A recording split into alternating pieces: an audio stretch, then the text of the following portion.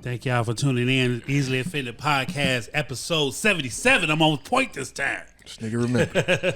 Episode. First time for everything. Episode 77, man. We all in the building. We got Chris back in the building with us. You know what I mean? Yeah. What's up, y'all?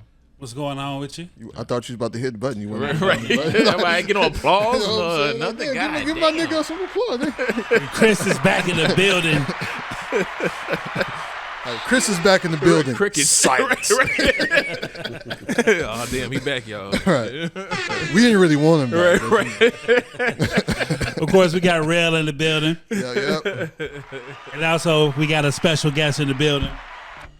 Evan Moore's in the building. Journalism, author. Only nigga I know that love hockey.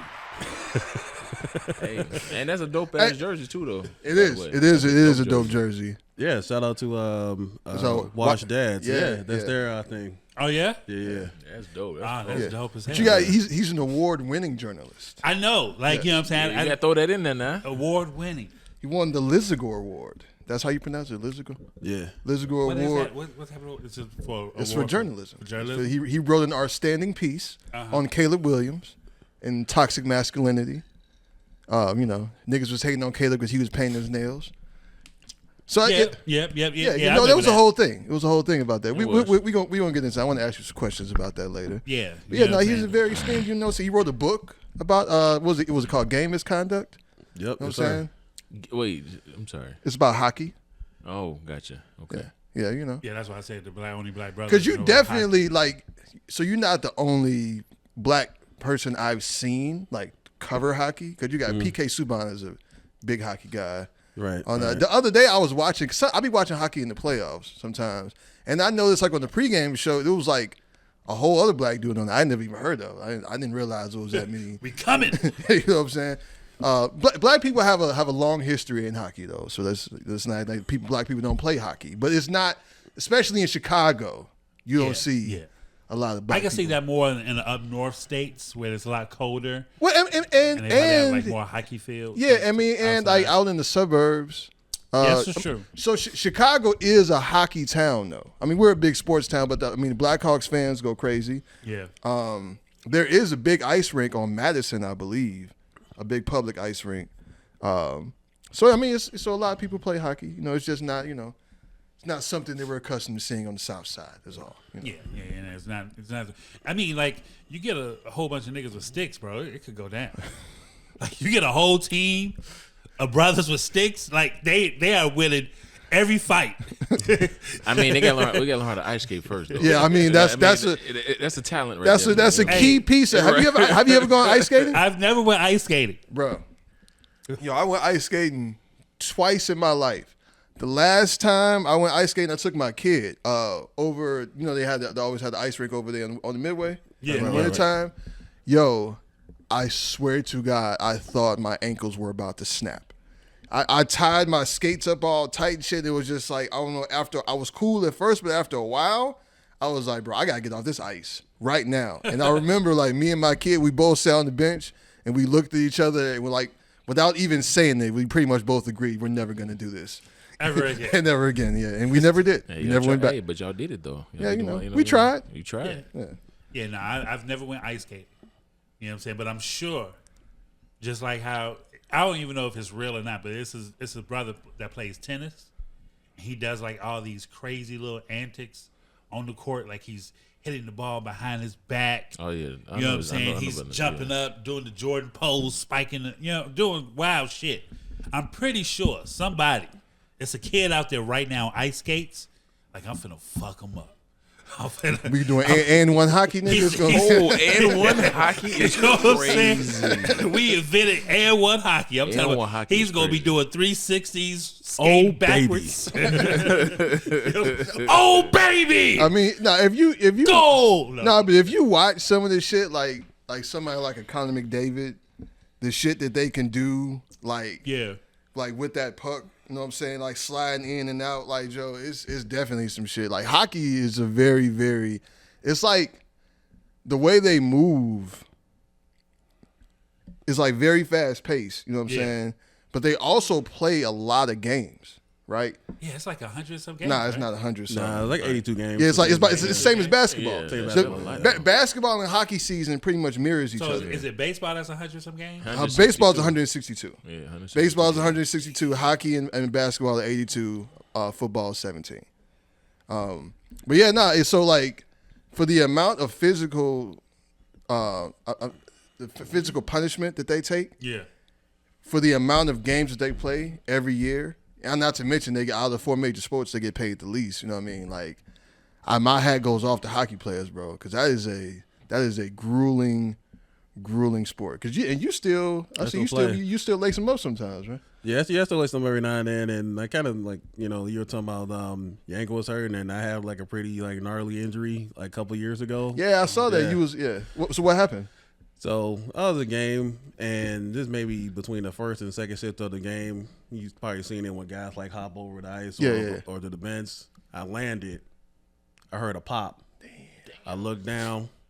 My ankle was like, Word. like like you probably saw what happened to Trey Lance and to Dak Prescott. Oh, you saw, your shit was like that? It was like that. Damn. I broke it in 3 places. I don't know what happened, but the crazy part was I looked right at it and like popped it back in and like went back to the bench and then told him like, look, I'm out this game. Wait. So, Medic. It was crazy because like one of the guys I was playing with, he's a doctor, and he looked at it, he was like, hey yo. hey yo, your foot G? What was you about to say, Chris? No, I was about to say, you said you popped it back? So you literally took and you just... He's a hockey player, man. This type of shit they do. Yeah, I try not to like lean into like the part where it's like, oh, you're a tough guy and like don't be like I'm gonna do it my way and everything else. But it was just kind of like it was really just to get off the ice, really like to get out the way type of thing. Yeah, like, for real. Yeah. Man, that's some real shit. Before like you dislocated your ankle, Broken in 3 places. Broken in 3 places. Excuse me. You did your best to place it back and then chill back off. Like, and hey, it goes to the bitch and be like, yo, I ain't gonna make it. I'll be screaming. I was gonna say they would have known I wasn't gonna make it. Right. The crazy part was like when I broke it and it hurt. It hurt when they took me to the hospital when they had to put like suture the cast on it. That's when I was screaming. Yeah. Now, hey man, give me a shot or two. Please. I was like, give me all the drugs. Everything in that cabinet, please, right now. God, Like what you got? Man, so what's been up, man? Chris, man, we miss you, brother. Oh, appreciate it. We're glad to have you back on the show, man. Appreciate it. You know what I'm saying? How the family, everything, your week is good, kids are good, wife, all that. Everybody good, man. Everybody good. I know it's been a minute, man. Rest in peace, my brother Kevin, man. Yeah, rest in peace, man. Rest in peace. It was it was. He's no longer suffering, man. He unfortunately lost his battle with cancer. So it was tough, but day by day, man. I appreciate y'all. Like real for sure. Like, especially that poem you sent, brother. That helped, man. I really appreciate that, man. It's like I said, somebody gave that to me when my brother passed, man. So you know what I'm saying? Just some shit I passed along. I mean, that's good shit. Yeah. That was real. I appreciate the thoughts, man. That really did help. Now the shit that I sent you, Lil Marcus put me onto that. Yeah, some years ago, like right after Rob died. So That was nice. Yeah. That was nice. Man, so your week has been good. Oh yeah, Right? man, I've been Back at work, 6 days a week. full time dad, husband, all that. Gotta do what you gotta do. Man, man, trust me, I've never been as much as a. This may come off the wrong way because I might say it wrong, but I've been a super father for like the past month, like making sure prom situations, graduation shit, just every week and every day. It's like I gotta open up the wallet to send something. I gotta Zelle something. I gotta pay for something. It's been insane. How's your week, man? Evan? Oh, it's been good. It started off kind of awkward. Like, had a cousin in Detroit that passed, and we went up there drove up there. Next week, we drove up there to make sure he was all right, and it's normal stuff with you all saying family and everything else. And like talking with my cousin, like, is growing up, like Pistons fans and Bulls fans had that beef, and like it was funny because like growing up, when they were like got into it, when the Pistons would win, he would like call around all of us in Chicago and like want to talk about the game, and we'd be like, "Nah, we good. We need to sit in this for a second." But when the tide turned and the Bulls started winning, we call him and be like, "Hey, what's going on? How about them? What's going on? How's it going up there in D-Town?" Yeah, like you had a lot to say, you know. Like, right. So yeah, shout out to him, rest be to him. But yeah, you know, like it's there's being someone that's always down for a city, and I always looked at like Detroit as my second favorite city, and like I feel like Chicago and Detroit are basically cousins. Oh yeah, absolutely. Yeah. I spent a day and a half in Detroit. It was pretty decent. I went out there for a concert and drove around and hit Motown and hit some restaurants, a couple of bars. It was decent. That's a nice chill town. You know what I'm saying? It's a nice chill town. What about you, man? You been chilling? Yeah, man, been good. You know, working, living life. You know, kid shit. I mean, you talk about opening up your wallet, nigga. That's it's a lot of end of year shit happening and stuff. She needs, you know what I mean? So all that stuff. I watched that series Forever on Netflix. Y'all heard about that? Oh, yeah, you know what? Yeah. That was really good. That was really good, man. What was it about? It was based on the Judy Blume novel. I never actually read that one. I used to fuck with Judy Blume books, but I never read Forever. But it's basically about a teenage love. That's all. But it's they blacked it up because it wasn't. I don't believe the characters in the Judy Blume novel were black. But so it was reimagined. I don't think they took it like everything word for word from the book.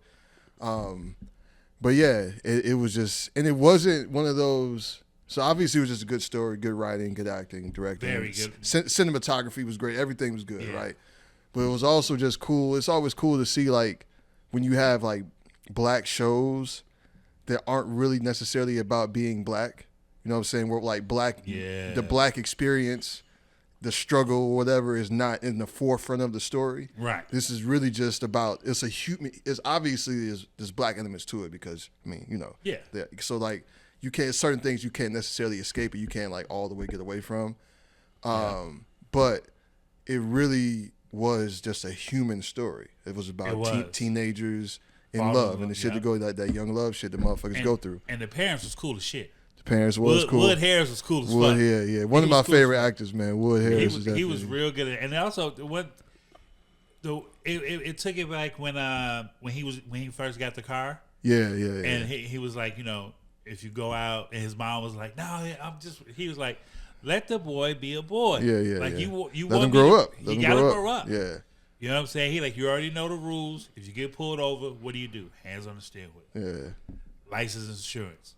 All right, cool. He good. So that was one of the things where it's just like, you know, they didn't necessarily make it about him being black, but as a black person, you know that's a conversation that you have to have with your black sons that I don't necessarily think white people are having or other races are having with their children once they learn how to drive. And white kids, they probably just like don't buy no shotguns. Nigga, what? Please don't have me on the news. Hey, white kids, they just shoot schools up. It's just like, I was, come on, bro. You just always got to go too far. You know what I'm saying?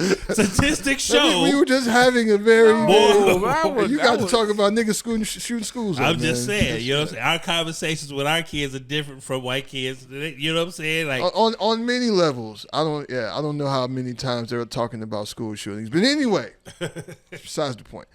Forever was really good. If you haven't seen it, definitely worth a watch. I'm more of the limited series guy. I don't really watch.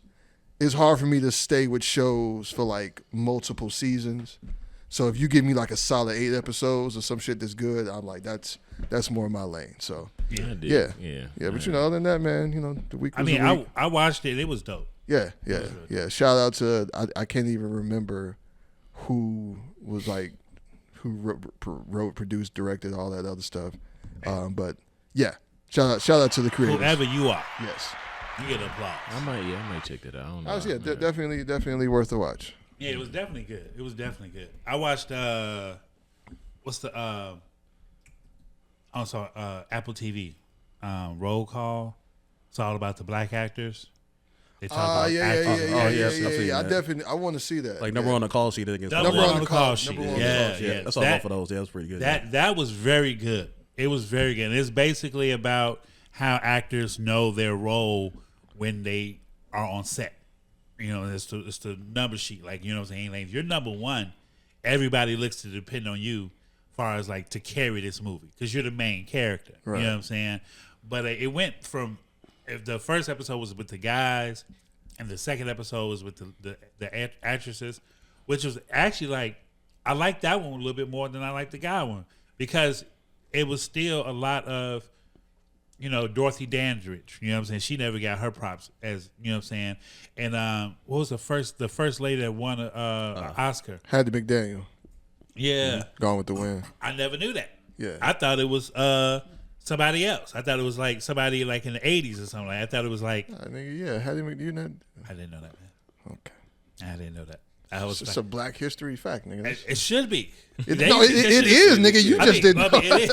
I mean, to be fair, I didn't know either, so I'm not gonna say it like that. I mean, they don't teach us that in school. Nigga, yes, they did. You went to Dixon. I went to CVS. No, we went to Dixon, nigga. Dixon. We had heavy Black history. Well, let's not. We're just saying you forgot. Right, I just forgot. You forgot. But nah, man, that was good. Man, my 2 weeks has just been nuts. It's just been working a lot. Went to the Sky game. They got blown out by 30. You know what I'm saying? That was the home opener. Hey man, they be giving Angel Reese the business, Joe. Yeah, man. It's rough. You know, I think Angel, she needs to practice on a jumper. Cause you too loose down below. Like, you know what I'm saying? She's just all over the place. Saying too loose down below is crazy. That is pretty crazy. You definitely could have picked another phrase. Yeah. Like Loose down below. Yeah. Loose down below is wild. It's kind of nuts. What are you talking about? I think I know what he's trying to say, but I get it, but she's too clumsy. No, I don't think that's. I think Angel Reese, her playing style doesn't match her skill set. As aggressive as she would like to be, her playing style doesn't match her skill set. Yeah, I think she needs to watch like Rodman, like tapes of Rodman, or like who else was a good rebounder back in the early 90s? Ben Wallace, early 2000s. Yeah, Ben Wallace was good. Mutombo was somebody you need to watch how they block out because Michael Case, Oakley. Oakley. Charles Oakley. Yeah. So I know that because people say that like she gets a lot of rebounds, but like a lot of her rebounds are her rebounds off her own misses. But I was watching ESPN and they were talking about Angel Reese and they were saying that like, you know, they ran the numbers and even if you took away the rebounds that she got off her own misses, she would still lead the league in offensive rebounds. So I think she is very outspoken. She's kind of a lightning rod. She's kind of one of those people people kind of love to hate. She has a lot of like hardcore fans. Yeah. But then it's like a lot of people. She's kind of like she's a target, especially you know because of the whole Caitlin Clark, Angel Reese dynamic. Mm-hmm. I think she's obviously talented, right? Yeah. She probably does need to work on her game, but we also have to remember that this is just her second year. This is true. You know what I mean? Like it's not like she's been in the league. She's not a veteran, right? You know what I mean? Yeah. So she has time to work on her game. So hopefully she does. But people be on her hard, man. I mean, I think she's playing her role though. I think all skill set aside, like this generation is laying the foundation for what's to come. In my opinion, you actually can recognize a lot more players now. Oh yeah, you know what I mean. So yeah, I think Angel Reese, what her job is actually, in my opinion, more off the court than on. Yeah. So her brand is she's a star, right? Yeah. People that don't even watch women's basketball know who Angel Reese is, right? That's all she's. I mean, the two names that you know for the WNBA: Caitlin Clark, Angel Reese. Cheryl Swoops. Like, No, I'm talking about currently. Talking currently. Like currently. Yeah, Cheryl Swoops ain't played nigga since like 20 years. Yeah, you know what I'm saying. Yeah. But yeah, like right now, and they have Caitlin. I mean, obviously Caitlin Clark is like the golden goose, who's really kind of like changed the way that basketball is viewed. Women's basketball is viewed, the way it's reported, attendance, everything about the WNBA has.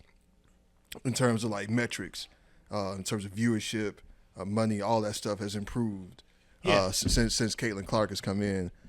So I mean, hopefully that continues. But I just like I said, man, I be feeling bad for Angel, man, because it's just like people just can't wait for her to fuck up. Yeah. You know what I'm saying, or do something. It's always something, man. Like it's like she can't like exist on her own Yeah. without like Caitlin Clark being like near there, because Caitlin Clark can do her own thing, right. But anytime something happens with Angel, you have to bring that up. You have to bring this up. Exactly. It becomes a race thing. Foul the other day, and like if that was like another Sky player, well, that was like I don't know, Kia Nurse. Would that have been? It wouldn't have been the story. No, that wouldn't have been a highlight. And they both said like, "Hey, it was our foul," and that's it. It's a basketball play. Yeah, that's it. This is what it is.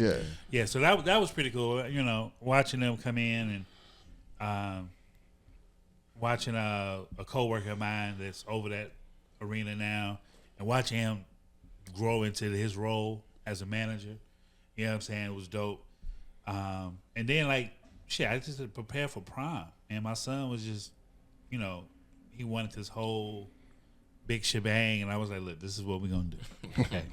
Like, you know, one of them parents they talking about on Facebook where he spent $10K and there's no money for college. Yo, she seen that situation, that conversation. Earlier today, I was at the grocery store, and I'm hearing this girl in the back talking on the phone. And she's like, "Yeah, girl, DeMarcus, he won a helicopter for his prom."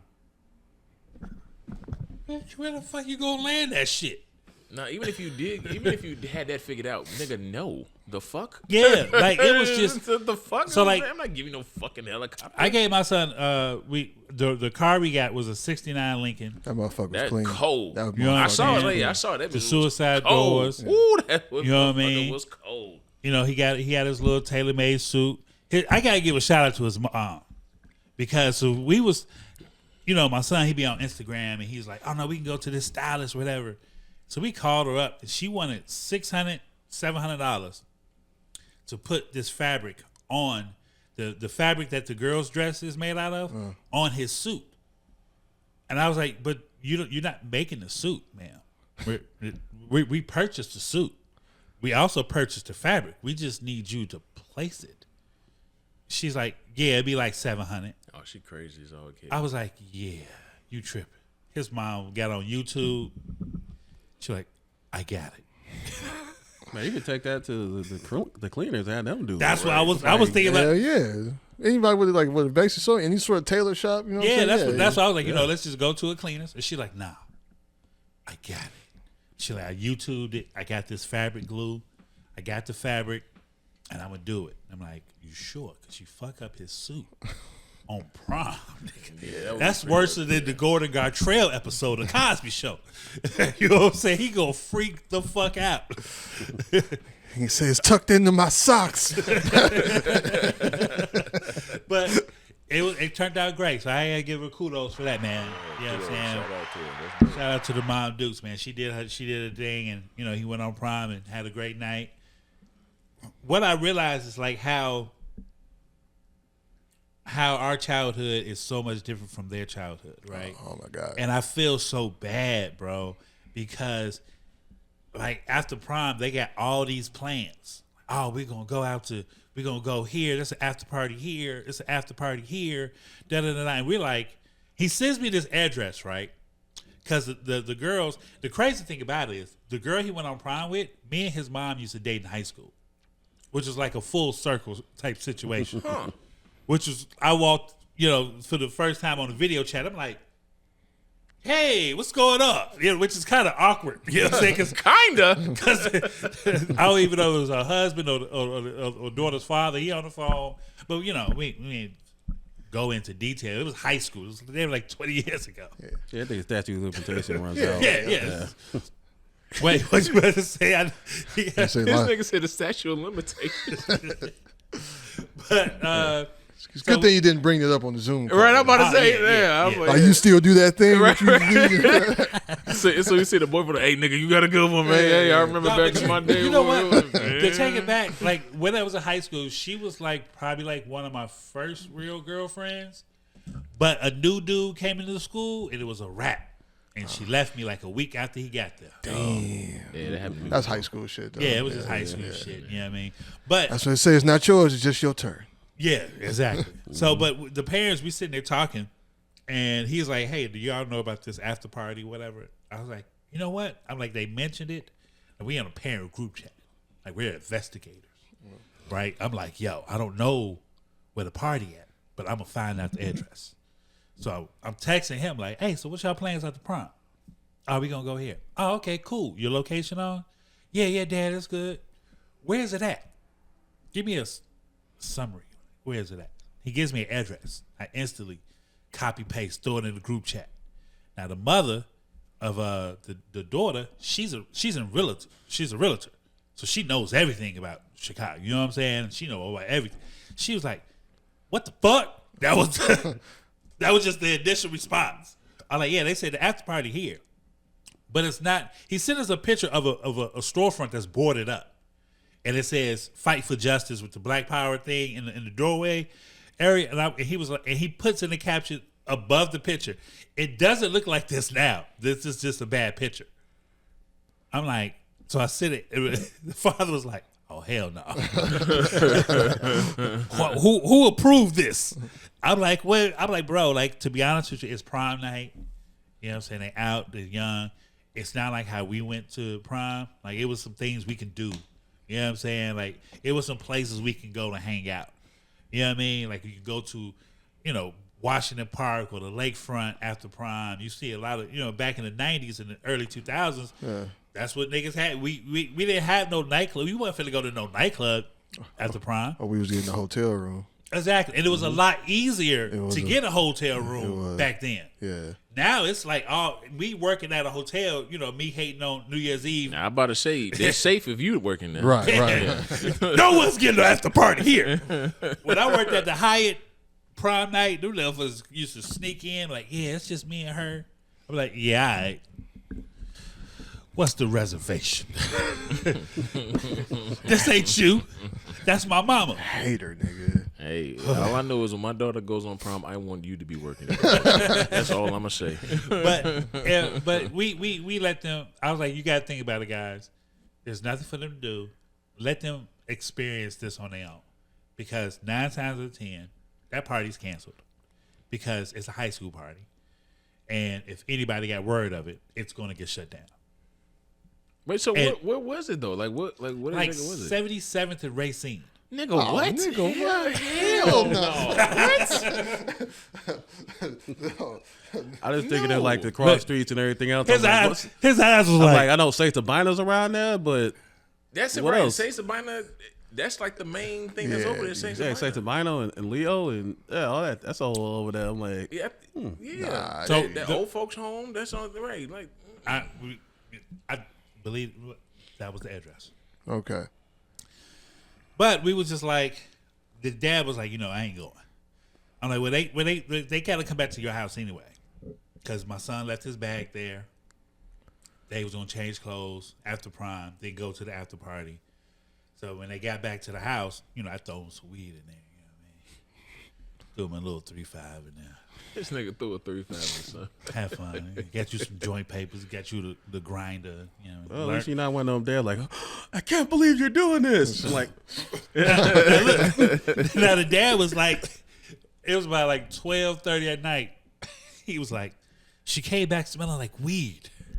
Oh, word. Word? Oh, that's crazy. That's crazy. Oh, man. I didn't respond to that. I was just like, oh, shit. Damn, shit, I did get pretty loud. So Well, they gonna know now, nigga. You're right. But he didn't.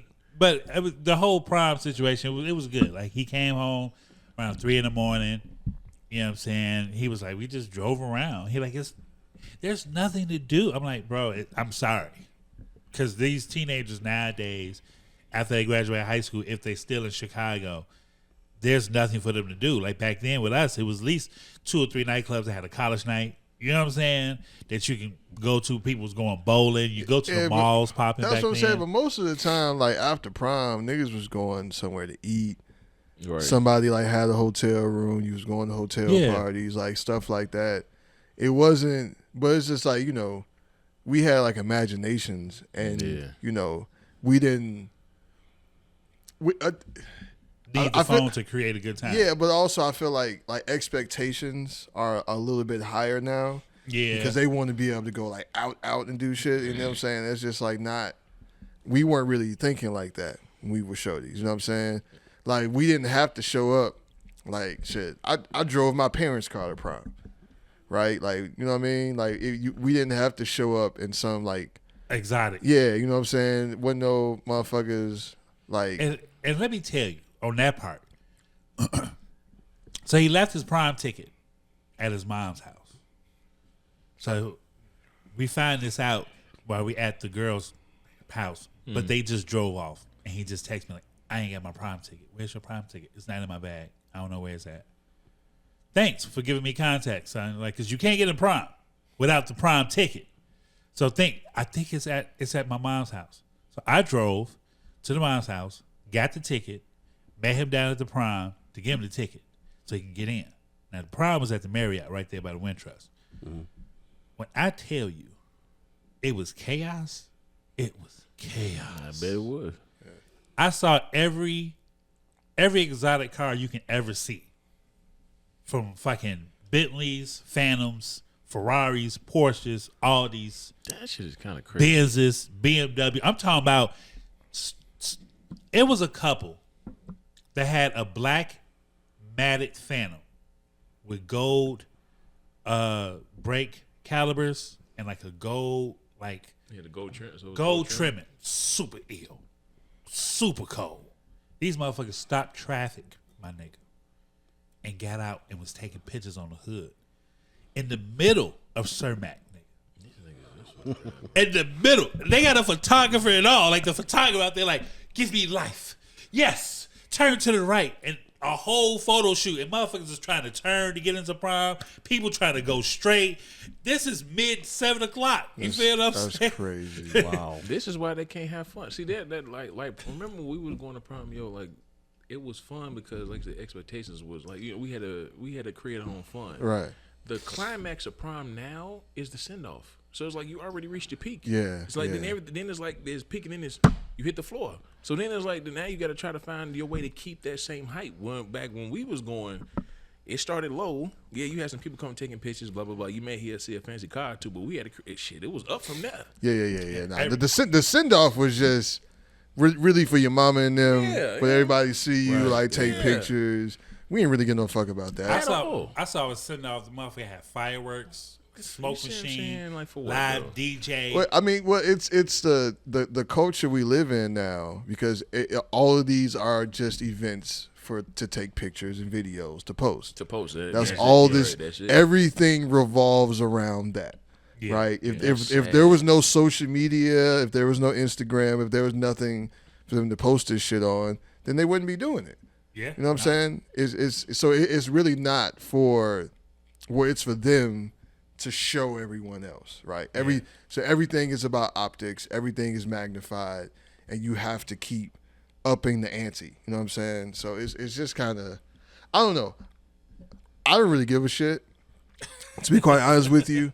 I always say, I don't. You got a few more years. We got a couple more years. But like I said, I always say, I don't count other people's money for them. Whatever money. You know what I'm saying? If this is what you choose to do with your dollars, man, hey, I don't think it's a scourge to the black community. You know what I'm saying? Because I be seeing shit like with all the money people are spending on prom, we could fix the black community. Like, nigga, no, we can't. No, we can't. Yeah, that's what I'm saying. Our problems are generational. Yeah, that's what I'm saying. No. Yeah, you know, and could you argue that maybe what we're doing is a symptom of the things and the problems that we've had throughout the years as a community? Okay, we can listen to that argument, but don't poo-poo every. Right. You know what I'm saying? It's just you know, like if they want, this is what they want to do. This is what they want to do. I'm I'm right? a poo-poo if the motherfucker's failing. I mean, but that's Like, Are you just like barely graduating and you had to like do night school and do all these things? You ain't finna just to, get like, shit. You finna just get to a pair of graduate. Harold's. The other side of that coin is, well, nigga, shit, we glad you made it. This might be the last thing we got to celebrate. You're a terrible student. You know what I'm Right. saying? That's So, a like, low yeah, bar. I mean, yeah. That's a low bar. I got into my son ass 2 weeks before prom. Like, I grabbed the nigga like, nigga, if you don't get this C up to a B, nigga, in gym, like In gym? nigga, you should have an A. It's gym. Nigga, all you gotta do is dress. That's what I'm saying. The only way you fail gym is if you don't put your uniform participate, and you don't yeah, get. It was like, he was like, but it's gym. I'm like, I don't give a fuck. It's But he wasn't like on the brink of not graduating though. what? No, he wasn't. But he at the beginning of the year he had a low D, like a damn near F in gym. Like his dude was like, he don't want to dress. He just doesn't participate. He like, all I tell him to do is 15 jumper jacks, 15 push-ups, do a couple of laps. Boom, you pass for the day. Like, that's all you got to do. Like, he like, I'm not teaching you basketball here. You know what I'm saying? We may have a dodgeball day. That's about it. But he like, that causes too many fights. So we just stopped that all together. So I was like, damn. But yeah, man, that prom, it was crazy watching that shit send off. I was just amazed by it. Like, damn, this is nuts. Hey man, as long as everybody goes, has a good time, gets home safely to their parents. But I'm gonna tell you now, because all you guys got kids. The day of prom, it's like the saddest, happiest day of your life, because it's the last hurrah. Because you know he's finna go away. Your kid's finna go away for 4 years. It's just the growing up. Like, I'm watching him interact with his friends and how they shake up and how they talk. Like, man, oh man, you fly. You know what I'm saying? Like, the compliments. I was just sitting there looking like, dad moment, because it's a happy moment, because you know you finally got an adult out the crib and you get some peace and quiet for a little while till they come back for holidays. Yeah. Hopefully he just be like, I don't want to come back for the holidays. Cool. Yeah, you don't want to come sit back. there. You Damn, just come put back the for nigga out Christmas. already, man. Goddamn. Just come back for Christmas. Christmas, just come back. That's the longest time. Nah, man, but it was been good, man. So what else has been going on in the news, man? We had a lot of good shit in sports. You know what I'm saying? The playoffs are here. Yeah, man. You know, nothing for Chicago. I mean, we know it was nothing for Chicago. Yeah, nothing really. I'm excited about. I've been hearing a lot of good shit about the Bears. Yeah. How are we looking? I mean, you know, y'all the sports guys. I need to know how we looking. I think, and I said this last year and I was wrong, but I think, goddamn, I think this year we can actually be above 500. That's all I want. I just want above 500. That's it. I don't give a damn about if we make the playoffs or not. I just want a winning season. That is my bar. That has been my bar for the last 8 years now? Yeah. I just want to win this season. And I think this year I can confidently say I think we'll have a winning season. Yeah. Do we have an offensive line? So We so do, though. so the We Bears do. the Bears Yeah. did the Bears did upgrade. They spent a lot of money in free agency. They did. Retooling the offensive line. They did. Okay. And specifically the interior. Which we needed. Absolutely. Yeah. We got Joe Tooney from Kansas City. Oh, yes. And we got Buddy from Atlanta, the center. Yep. His name escapes me right now. But we got top flight free agents. We did. Okay. And on the offensive line, number 1 draft pick was Colston Loveland out of Michigan, tight end. Which my bad. Go ahead. no, I thought the Bears were going to draft another tight end, but I thought it was going to be homeboy from Penn State. He cold. That's what I was thinking. Yeah. he Oh cold. yeah, because that motherfucker's a He's monster. cold. He cold. I forgot his name. He cold. Yeah. Damn, what is his name? Hold on. Tyler Warren. Tyler Warren. Yeah. He's a beast. Number 44. Cold. So, but, and I knew who Colston Loveland was, but it all depends on, we got Ben Johnson, offensive coach. I think He knows the type of people that they want. And I read an article the other day. Basically, they said when they were the Bears actually fell in love with Colston Loveland last year when they were looking at J.J. McCarthy, right? Okay. And And it was just like you looking at the film, then you see, that happens a lot. You look at somebody and then you end up seeing somebody else on film. So yeah, I mean, he's definitely a talent. And for people to say we already have Cole Kmet, I mean, like it's not like you see how 2 tight end sets in the NFL be tearing up offenses, tearing up defenses. Excuse me. That's what I was wondering. So I wonder, are we gonna actually do something like? Are we gonna do 2 tight ends, like one on each side? Or are we gonna get rid of Cole? Because that's what we did with Gray. They're not getting rid of him. They better not. Because he was so underused the past couple. Man, Cole is a beast. I think when people try to bring that up, they're discounting the fact that the Bears are using a different offense than they had from last year. That's fair. And people were like, "Oh, why they get another tight end? Why are you doing this? Why are you doing that? They didn't throw the commit. Like this is not the same offense that." No, I'm with you. That's my thing. It's just we got PTSD. I think that's what it is. We just got PTSD. Yeah. I think Bears fans just love to talk shit and be angry, And I mean, and I guess you could say rightfully so, because I mean we've suffered a lot over the past few years. I think last year with us drafting Caleb Williams and him being as confident as he was, like talking about when they drafted the punter, he sent him a text like, "You're not going to be punting much." Little did you know. Right, he was out there like he was out there more than you, nigga. Right. I literally said in one of my columns, he was literally running for his life last year, and it was like pretty sad to watch that because a lot of folks were saying like it was a great situation for him to plug and play, and we saw with that offensive line, Buddy was literally running for his life. So I knew because like that's all the media was. They were basically saying that Caleb Williams was coming into the best situation that a rookie quarterback has ever come into. Right. And I never thought that was the case. Like they had receivers, we had talent in the skill positions, but we didn't have a solid running back. Right. And our offensive line was trash. It's been trash. Yeah, and the offensive line was never really addressed. Right. Yeah. So I was hopeful. But I wasn't shocked at the way it turned out. What I will say is what I found out from I feel like he was definitely at times he tried to do too much. Definitely played a lot of hero ball. But what I will say is in those clutch moments at the end of games last year, Caleb Williams really showed who he was. He definitely You know what I'm saying? Especially because like all those games we lost, like in that Detroit game, we should have won. Caleb Williams really like the game that we did beat Green Bay last year. Commanders game that cratered their season basically. That was it. And that a moment. That really was that was a turning point, for both teams, really, right? Because the Commanders catapulted, right?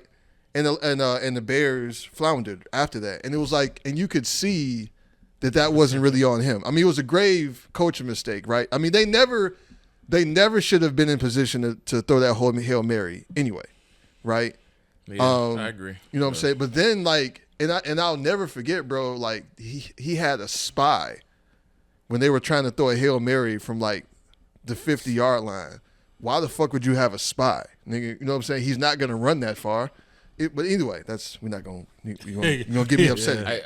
Quick question. Bears really riled up that game. I was just watching social media after that. Was like, wow. Yeah, it was. You know what I'm saying? And so, I'm sorry. What was about to be a question? It's a little morbid. What? So I'm prepare you now. Oh God. Virginia McCaskey passing, good for the Bears or bad? I say neither. It was like she was the matriarch and everything else, but she wasn't really someone who had a whole lot to say in like how the team was ran from day to day. Now I would say I agree. This is true, but this is what I got this perspective from somebody. The McCaskies were a football family where that was their primary source of income. Do you get other owners where the team is just like their toy, like this is what they do for fun, right? So when you have a team when their owners are like, I'm just doing this for fun. You know, I'm a billionaire. I already got all my billions from this coming. You know, this is just something I do for fun, and I'm competitive, so I'm gonna make sure I'm doing X, Y, and Z to win.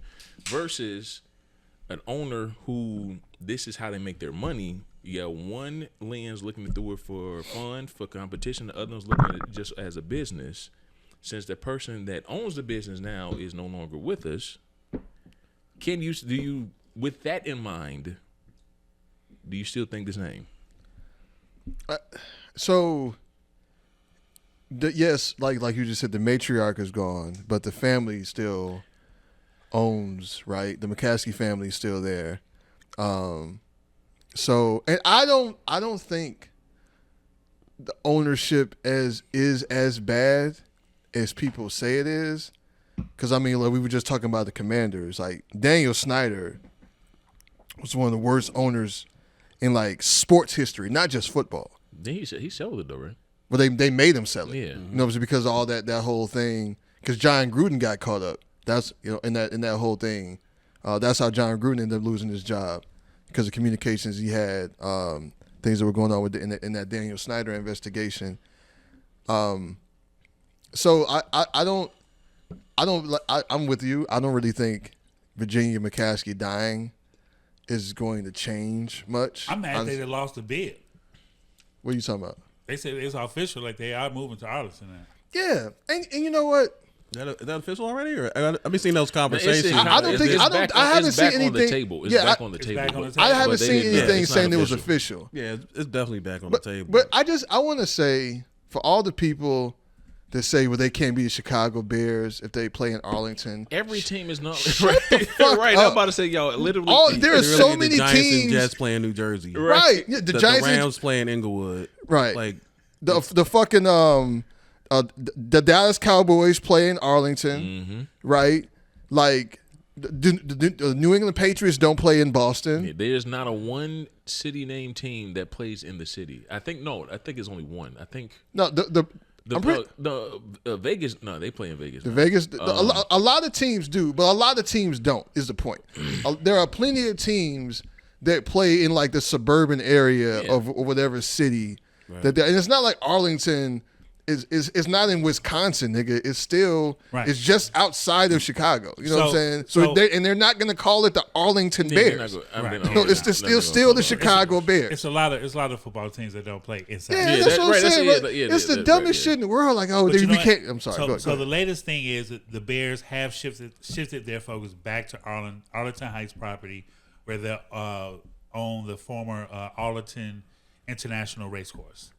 So they have shifted back. Yeah, because they bought that property out there. That property is theirs, where the Arlington racetrack used to be. Yeah. Right.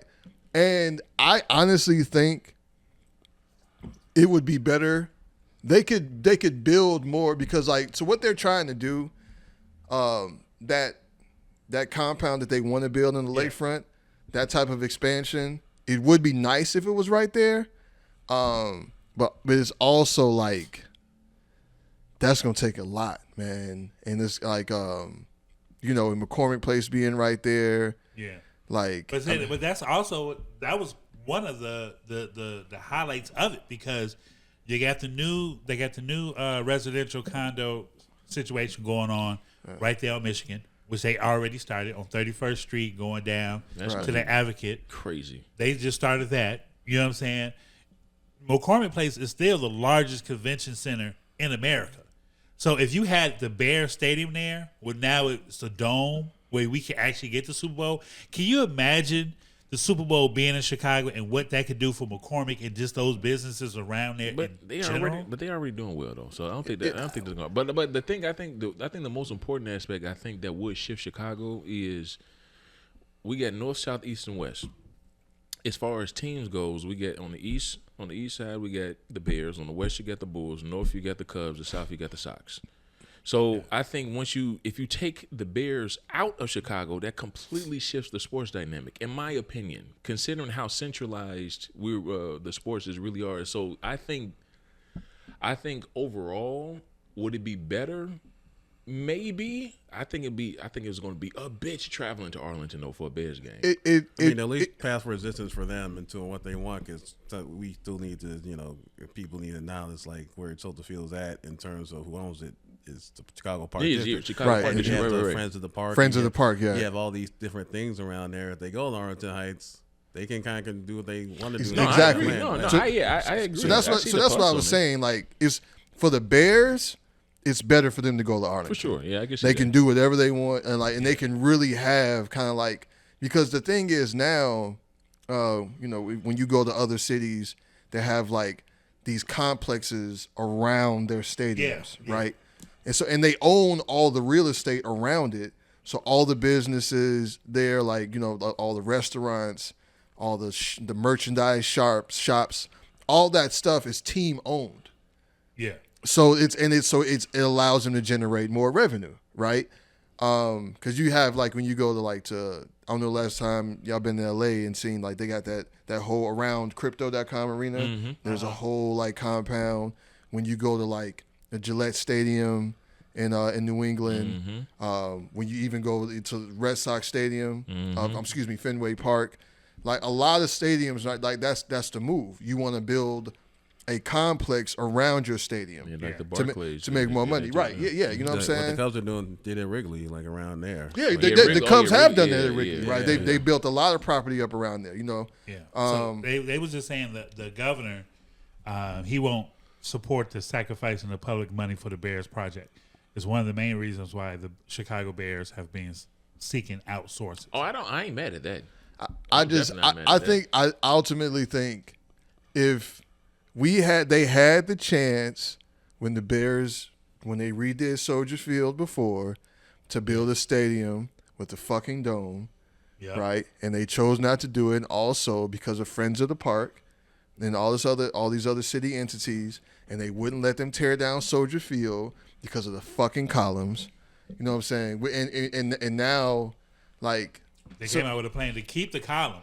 So Soldier Field, so basically with this new plan, the columns would kind of be the only thing that would still exist of the old Soldier Field, and it would just be like kind of like an outdoor park, and the new stadium is just going to be like a completely separate spot. That's stupid. Yeah, I mean, so actually, like when you I'm sorry, that's so. They want to preserve these columns for whatever fucking reason. Whatever reason. Yeah, it's just But it the is thing what about it it is the way they had it was the columns. It was outdoors. Yeah. But it was still covered. But it was open it was open to walk in. Now, But it still had but it was outside grass, and then you walk into the stadium up the stairs, and you know what I mean. It's like I get it, but that's fucking stupid. Yeah, I mean, you know, but we'll see what happens. But you know, I mean, whatever's going to happen. I mean, the Bears, that stadium has always looked dumb, and they also have like the smallest stadium in the NFL Yeah, it is, in terms of capacity. Which they missed out on a lot of different Right. outside events because of the Exactly. There's so many other things. There's so much money that they miss out on. My argument with that is that if the Bears just moved to Arlington, Soldier Field will lose money because it really only operate at its full potential in the summertime or in the fall or in the spring. That's when they get all the concerts, they get all the revenue. You know what I'm saying? That's where they make the most of their money. If the Bears move out to Arlington, Soldier Field is just basically going to be sitting there for the fall to the wintertime until spring. Good. That's how they're gonna learn. That's the only way Chicago's gonna learn anyway. So good. I ain't mad at it. I mean, we'll see. We'll see what happens. I did want to ask you. So that column that you did win the award for last year about Caleb Williams, entitled "Criticism of Nails, Fashion, and Reflect on Fan Homophobia," when you talked about how fans kind of reacted and drew a lot of conclusions about Caleb Williams because of his antics, because of him painting his nails, which was a tribute to his mom, right? And also you talked about how people talked about him crying at that game in his mother's arms, which I feel like if you're an athlete and you know the circumstances, when I first saw it, I completely understand, because I remember my last football game in high school, nigga, when we lost in the playoffs, nigga, I was boo-hooing. I was too. Shit. Yeah, I was like when you realize something that, like, this is it, like, it's over. You know what I'm saying? We're done in this big chapter of your life. Yeah, and you put in like all the sacrifice, the practices, the two-a-days, the injuries and shit that you have to go through. You know what I mean? Like, so I just wanted to ask you, like, what really inspired you? What brought about that piece? Like, what made you want to write that and write about that specifically? Yeah, usually when I write columns or anytime when I've had an idea about something, it was, you know, what friends are saying in group chats, what folks are saying online. I kind of like, cause you get, I mean, people like talk about online and being online too much or what have you, but you kind of get a a snapshot of what people are kind of thinking. Yeah. And you definitely saw some folks that was like, man, he paints his nails. Who was this guy? You know, like crying in his mama's like lap. Like, I don't know. Like, is the guy tough or you know, he won a Heisman Trophy, and if the Bears didn't draft him, the other teams would have. Yeah, right. Exactly. And it's like, I think we kind of like look at. I guess it's for me. It was just like this guy just kind of like was presented himself, and like because we see athletes who do all types of silly things, like dumb stuff. Like I remember the Bears like signed a guy who punched his pregnant wife in the stomach, right? And like we looked that up, and like there's guys who do, even in this last draft, when we were talking about Shedeur Sanders and everything else, you had a guy who literally had 2 credible sexual assault allegations. He got drafted. So what about that football player that got caught on camera at the elevator? Oh, you talking about Ray Rice? Ray Rice. Ray Rice. Oh, that was some years ago. Yeah. He never played again. Yeah, he got back on the team, but clearly it wasn't like the same. But I guess for me, it was just like he talked about his dress and everything else, and it's like George Clinton wore a diaper for most of the 70s, and he did all right. And it's like Isaac Hayes. Right. And we he have wore Rodman. a gold link see-through netted with earrings. That's what I'm saying. We like, have Mike Ditka taking pictures with Ricky Williams wearing a dress, right? And that's supposed to be the toughest Chicago guy ever, right? Right. So it's like, you know, like what are we doing here? And honestly, what does it have to do with his? I mean, yeah, the jury's still out. Technically, like it'll be either this season or next season. We'll find out if he's got it or not. But you know, like the thing with the nails and everything else. And I remember in the Druk tab, we were just kind of discussing it, and it was like, hey, this is what these young guys do. It's like generational stuff, you know, and they wear wild shit. I mean, was it Russell Westbrook that wears the crazy outfits? Like, yeah, he wears a lot of Debo Samuels. Debo Samuels, yeah. I mean, and so first off, I don't think painting nails is a absolute marker for your sexual orientation, right? No, it's not. I mean, there are plenty of heterosexual men that paint their nails. One of the greatest MCs in the world paints his nails. Andre 3000. Andre 3000 does paint his nails. And I feel like if you are questioning somebody's toughness based on them painting their nails and not actually watching the game, I mean, he plays quarterback. And USC also didn't have a great offensive line. You know what I'm saying? True. That last season was up and down. Yeah, that's what I'm saying. So if you watch Caleb Williams play, then you know that he's tough. Right, he went through the whole season. Even here last year, he was getting beat to shit. Yeah, he kept. You know what I'm going. saying? But he never quit. He stayed in the games, right? Mm-hmm. So you can't necessarily question his toughness. And like I said before, man, like just him crying and showing emotion, and like people were legit talking about like we don't want a guy that's just gonna cry. You know what I'm saying? And like I mean, I want somebody that it means like, it really means that much to you. You Jordan cried.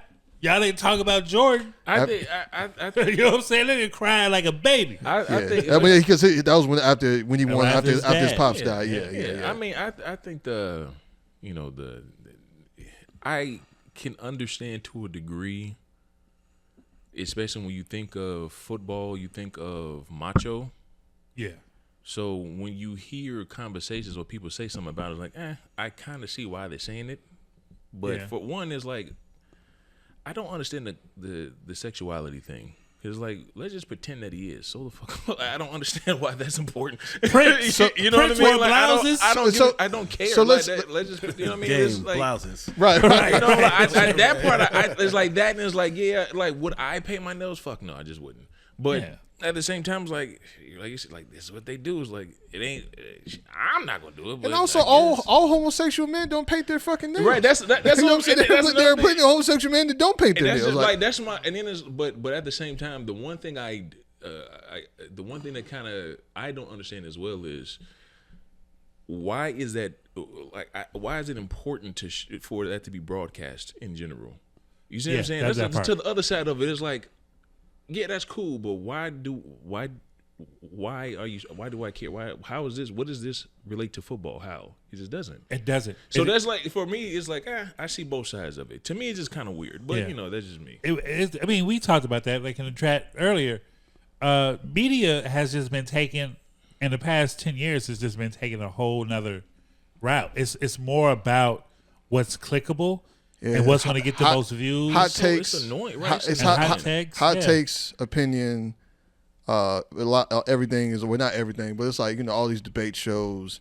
Yeah. So there's so many things that are opinion based, and a lot of times people say things just for clicks and views. Yeah. That's a fact, So like, I was listening to Lamont Hill, right? Yeah. He went off about what was the show he was on, where the lady was a white supremacist. Oh yeah. But he didn't know. So he was like, this is how they usually would call me and say, hey, we want you to join in on this conversation. Let's do it, whatever. He was like, all right, cool. But they never tell you who's on your panel, right? Right. Until maybe 5 or 10 minutes before you actually go on, because they don't want you to research, and you know what I'm saying? And they want it to be fresh and organic conversation, especially when it's on. I forgot what show it was though. No, you talking about Piers? He was on the Piers Morgan. Piers Morgan. Yeah. I saw that. And he was like, "Yo, I didn't know that the lady was a white supremacist, and she uses the word nigga all the time." And Piers Morgan was trying to get her to say it on air. And try to get her, and then he had somebody from Fresh and Fit podcast, very male, egotistical, women should stay in the kitchen and type of vibe. So he was like, right then and there, right after, I knew I was just set up just for a clickbait, because they wanted me to explode so they could get.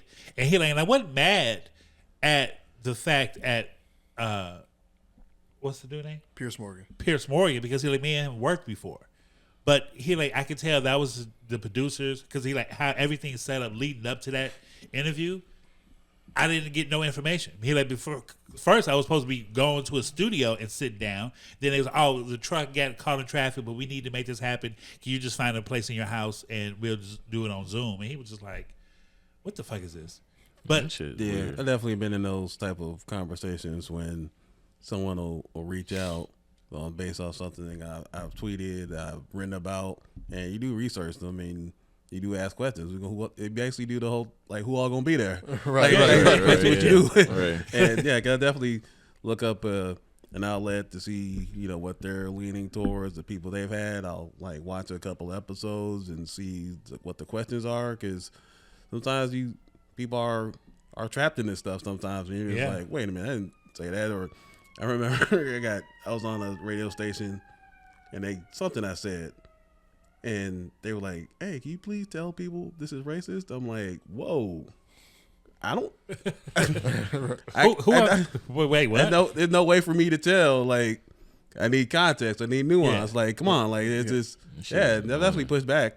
Yeah, so it's annoying, it's like with the media and like I said, a lot of times people don't do the due diligence and research the facts or what they're talking about. Sometimes, and I've been guilty of it sometimes too. I would see some shit, and I'd be like, "Oh shit," and I automatically share it, and then I'm like, "Oh wait, let me go back and delete it." I mean, we've all done it, but I try to be very, very diligent.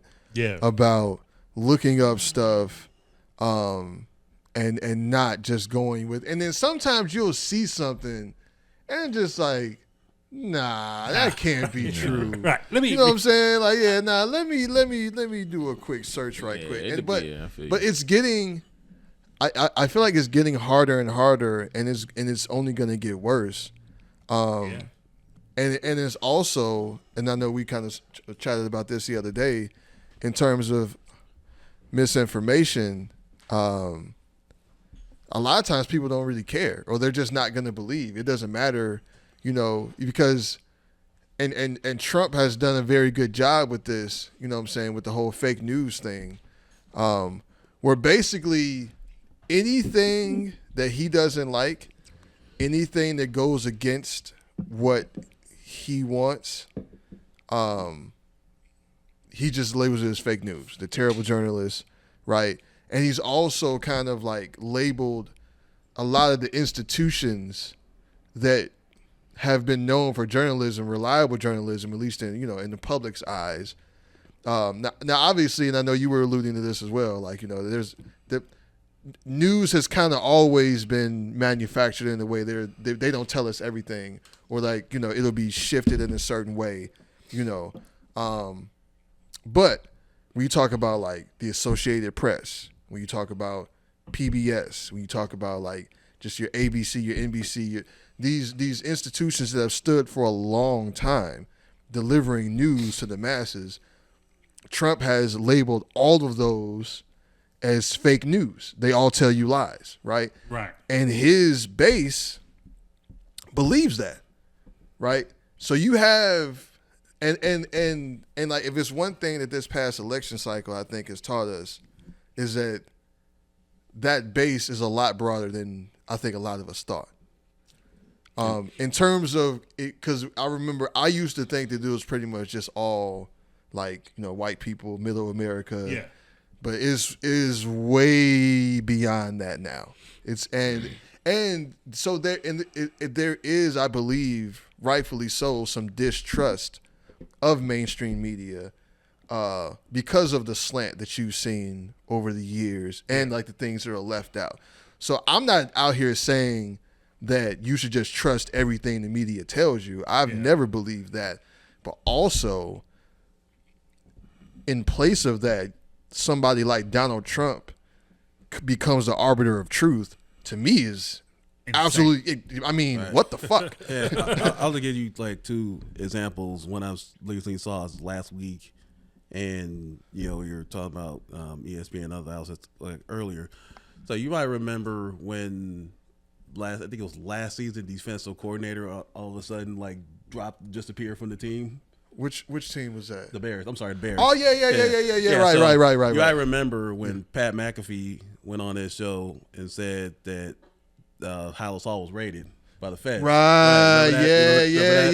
yeah. So- Right. You're right. And when I see stuff like that, I mean, I honestly, I come from a place of privilege because I'm in the media, Right. and I think about these things when I see an article and things of that nature. But just think about that. As someone who doesn't know that, they saw a show on ESPN say this, but on the other hand, there are beat reporters who cover the NFL, who Right. cover the Bears, Right. didn't mention this at all, Right. because they probably knew it was BS. Right. Yeah. So as someone as the viewer, you're seeing someone on ESPN saying that House Hall was raided, and you're gonna take them at their word, right? Right. Yeah. So And Pat McAfee has a huge audience. yeah. And like for my second one, you might have saw when the governor of Maryland, Wes Moore, like voted down research for reparations. Right. Right, Yeah, I saw that. we'll Yeah. talk So there's articles out there that kind of focused just on that, but they didn't tell you that he's for reparations. He was just voting down the research because there are decades of imperial evidence saying if reparation works or not. He's kind of at this point where it's like, we know the research, let's find a way to start breaking people off some way, shape, or form. Right. Yeah. Yeah. So like cherry picking of facts to fit. That was a perfect example of somebody like cherry picking something to fit a certain narrative. Because I'm gonna be quite honest with you, I've seen that story. I never really went and looked into it, but I had not heard anyone say that side of it, right? Yeah. And so all I've seen is like people saying shit, tearing him down, like the whole all skin folk ain't kinfolk type of thing. You know what I'm saying? And but that you're talking about something that lacks context, right? Yeah. You don't know the whole situation, so it's really easy to kind of like cherry pick facts to fit whatever narrative you want. Yeah. And then when you have people like that, because Pat McAfee, he's a media star, right? But they're not necessarily like really journalists. Like they didn't come up in that way. They came up like podcasting. I watch Pat McAfee all the time because it's kind of funny, right? And they have like a lot of guests on there. But also like I've seen them go on for days about whether or not the moon landing was fake or you know what I'm saying, right?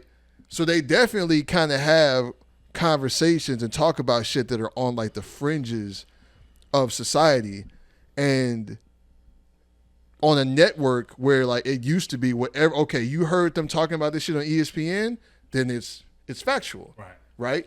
But now you have somebody. Yeah, we didn't land on the one that she was fake. She was all fake, son. Even the girls that went, what was it? The ladies that just recently went. Gail, they went up there for like 30 seconds. They didn't go to the moon. They went to the upper atmosphere. Yeah, that was very real. That was very real. That was real.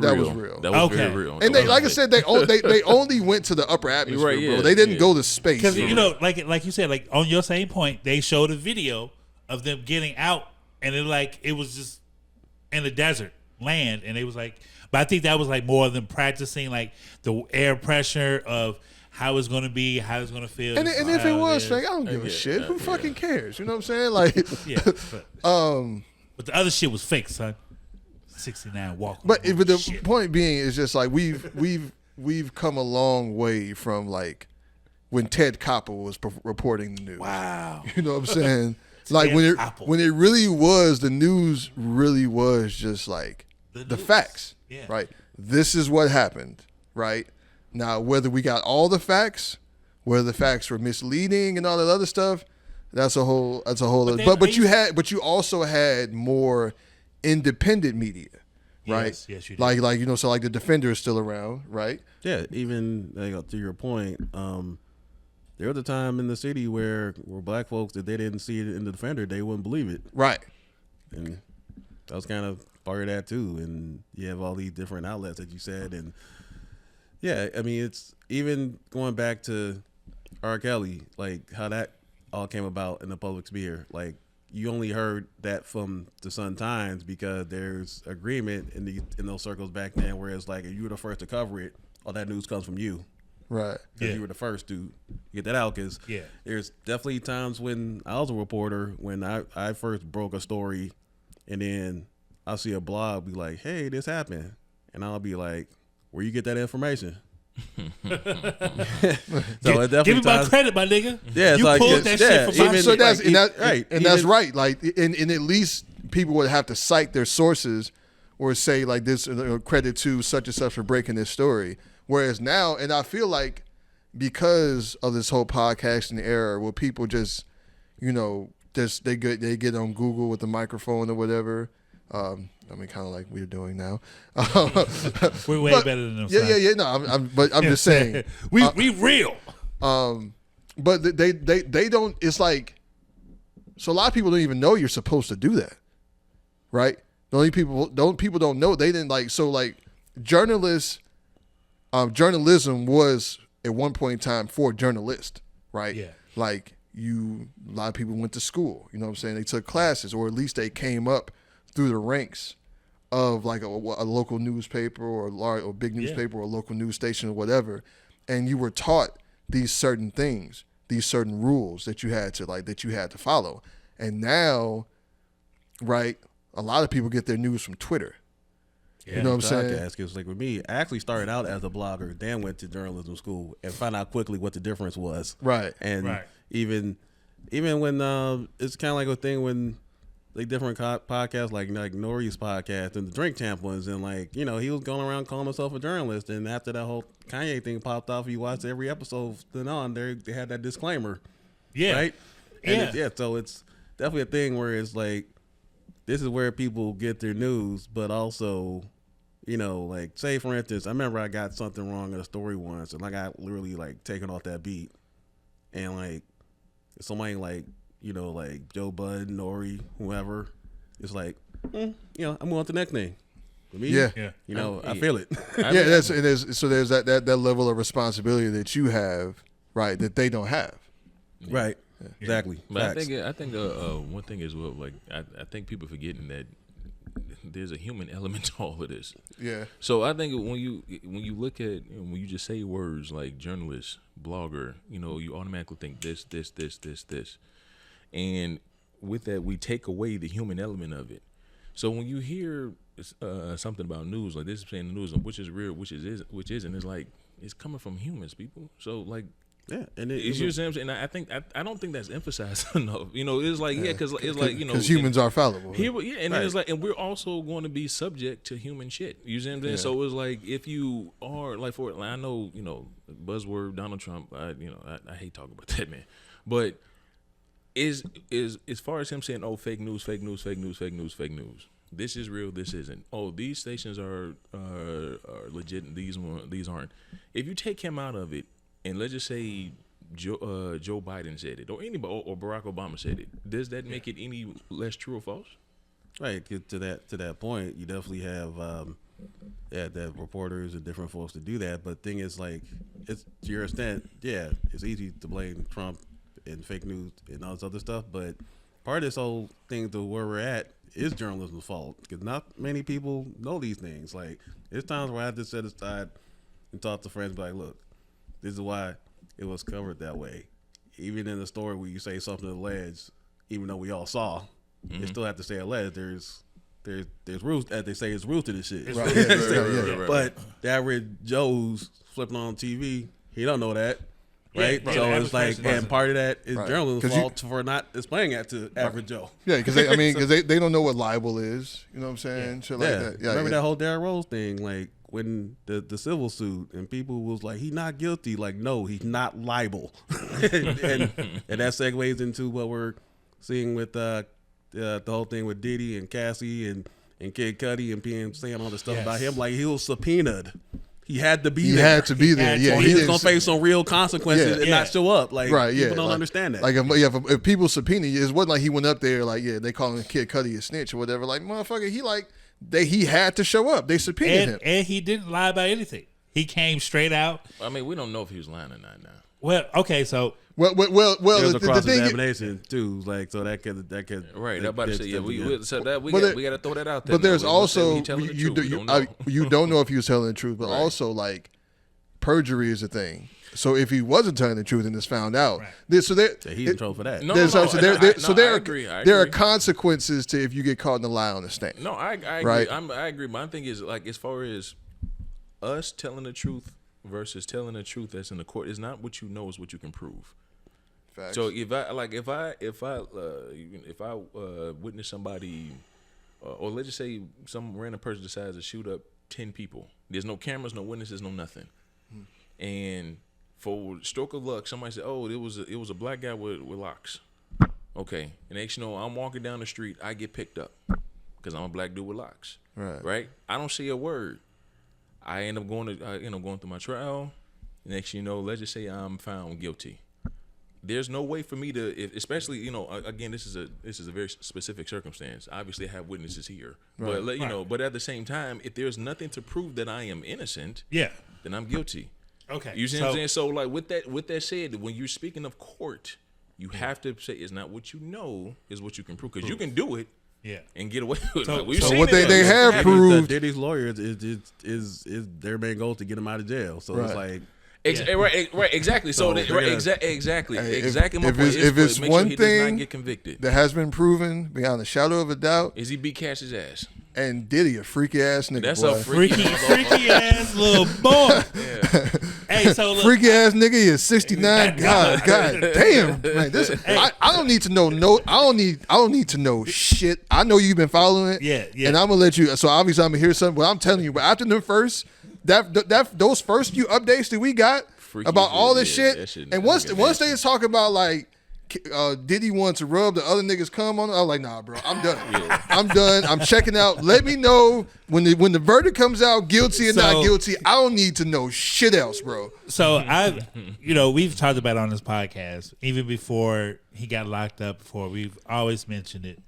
So I was like, I gotta follow it. I gotta know what's going on, and it's not live, so you can't watch it like how the other trials are with the lawyers. It was like the OJ trial with Judge Ito and shit. Yeah, like where they could break it down. Court so TV. It's because it's federal. They can't have cameras in the federal. So when I follow Lorena from Breakfast Club because she's a known reporter. She's worked for CNN, and she has access to inside the courtroom. Mm-hmm. So her opinions are strictly straightforward. She's like. Even before she started talking about the case, she was like, when I start reporting this, I'm not giving you my opinions, my sides. I'm just telling you exactly what was said in the courtroom and how things played out. Cassie got on trial when they called her. She was on there for 3 days. They had her asking questions with a prosecutor and defense. They both talked to her about it. A lot of shit came out. They showed text messages. They showed videos of the conversations between Cassie and Diddy. Some of the conversations was Cassie edging on the freak offs. Like, hey, so when we can have another freak off? Like, what do you think about this weekend? I saw this guy. I saw this girl. Do you like her? Is she cute? Did they actually use the term freak off? Yes. They yes. did. That's yeah. Oh, so that really is their term. I was always wondering, like, who came up with the term freak off? On HBO Max, when I talked about it before, the 5th episode is the assistant of Diddy, and which he is also being called to court as well. So he, for the past 7 years, I believe, he was in charge of Diddy's day-to-day, right? So his day-to-day... That nigga done seen a lot. The day-to-day is so intense because he went into details. Like, he likes to wake up to certain music. He likes the house to smell a certain way. He automatically knows what he wants for breakfast. So the chef automatically knows he needs it to be served at this time. He needs to be awakened at a certain time. He needs to have these slippers. It's very detailed of how he lives. He basically lives like coming to America like the prince. Like, you know what I'm saying? He's the king. I don't expect anything less. Don't expect anything less. But, you know, as he goes on, he said, you know, of course I've seen a lot of things and I've witnessed a lot of situations. And even in that HBO Max episode, he showed videos, text messages, the safe numbers, all that. So basically going back to the trial with Cassie, she basically said that, you know, he was very abusive on many occasions. I did not know they had a 12-year relationship. This was something totally new to me. I didn't know it was that long. I didn't know she was actually dating Ryan Leslie at the time. Yeah. He took, You know what I'm saying? He took it from Ryan Leslie. And Ryan Leslie, that was his artist at the point. And honestly, his woman. And his woman. Yeah. And I honestly think if that would have never happened, I think Ryan Leslie would have made her a platinum superstar. Because Ryan Leslie is very talented on the production. I mean, Cassie still has some hits, though. But she didn't even go gold. I didn't know that. Like, her album flopped. She signed a 12-album deal with Bad Boy. Okay. That's crazy. You know what I'm saying? Yeah. And the first album flopped. Like, she had the couple of singles that was real popular out, but it wasn't really nothing to take you to that level, especially coming out at the same time. You had Ciara, you had Beyonce starting her solo career, you had Anne Marie, you had all these solo females that actually have better vocals than Cassie. Yeah. And now you know what I'm saying? Like, Cassie, she ain't no Jill Scott, nigga. Like, you know what I'm saying? She ain't.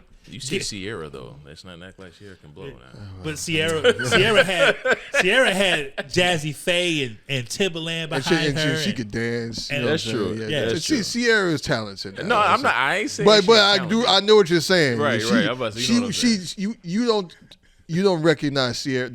When you talk about Ciara, the first thing is her vocal prowess is not like it's not the one. She can dance her ass off. Right. But so. Also, what was said during the trial, Cassie admitted that for having oral sex so much that she developed sores in her mouth. And that's where we need to take a break for a second. And I feel like that's more so like so was it sores from the oral sex, or was it sores from what you got from the like oral herpes, sex? or was like that's what I'm saying. Right, so that wasn't like detailed in it. And like, you know what I'm saying? Because I would think, you know, herpes is something you just can't get rid of. That shit stays with you forever. It'll go away and then come back up and whatever.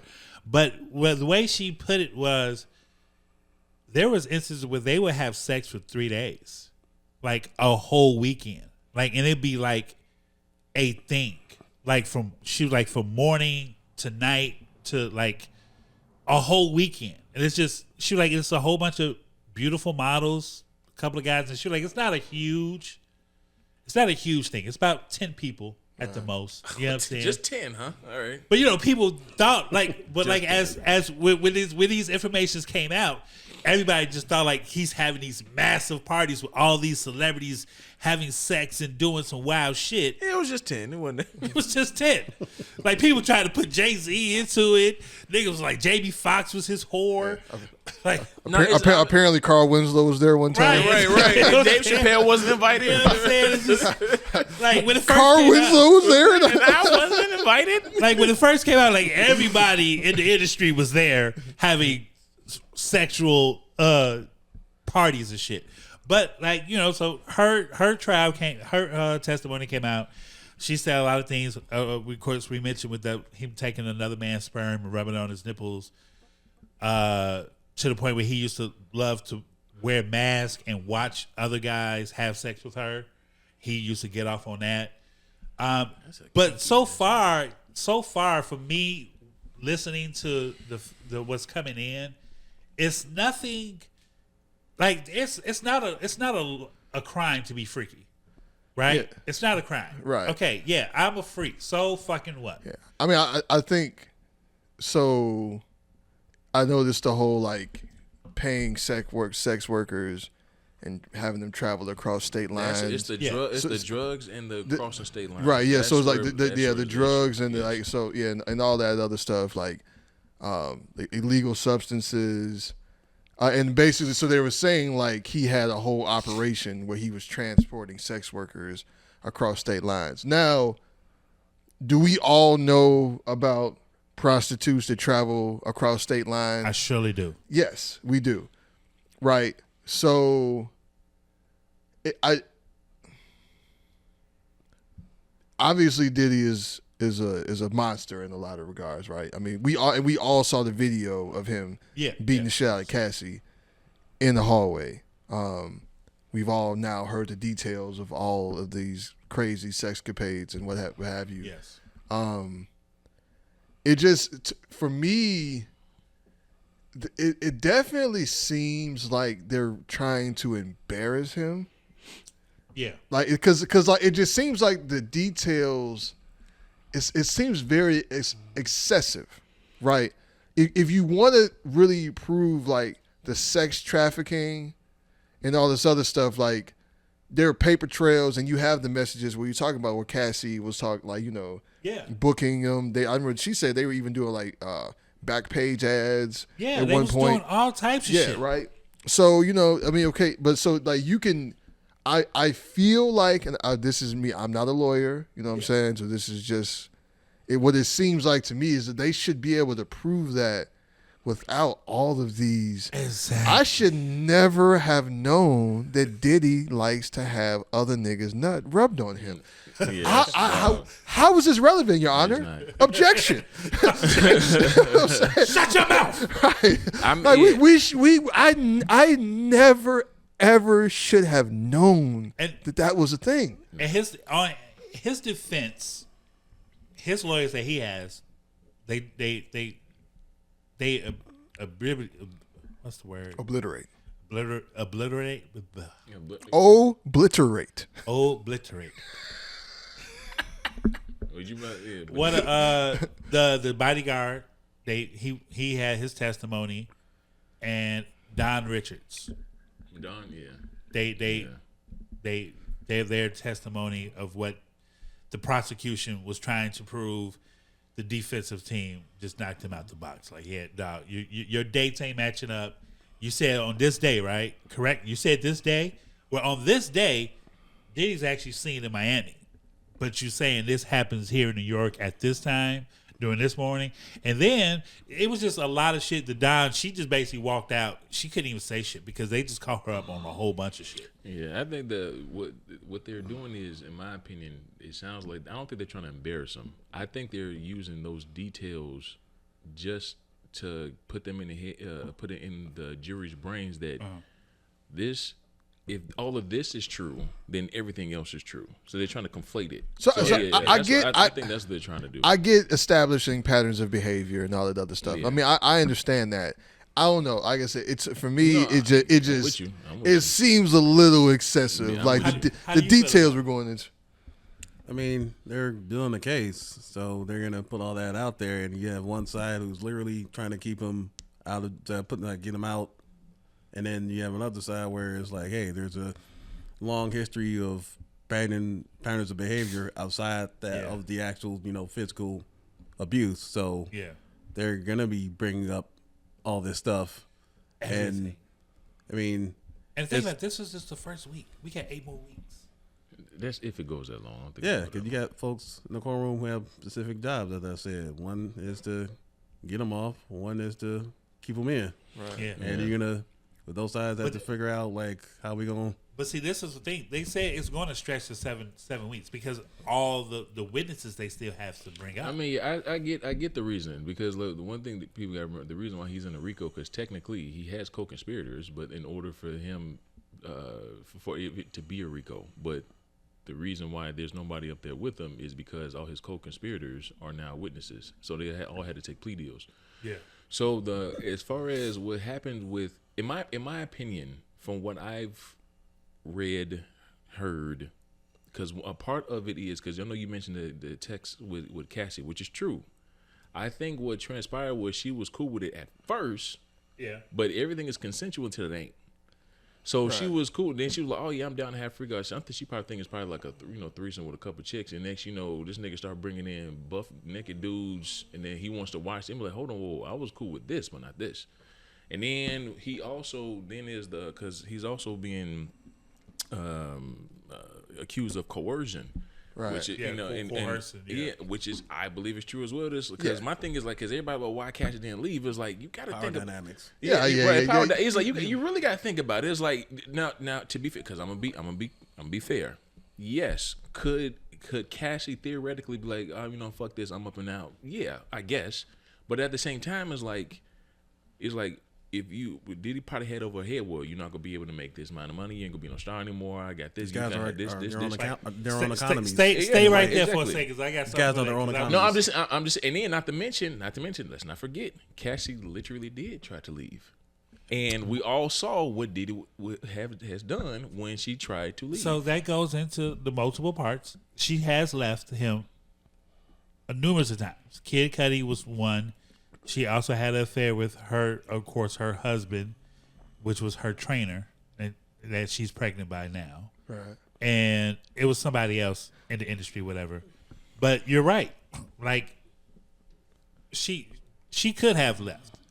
But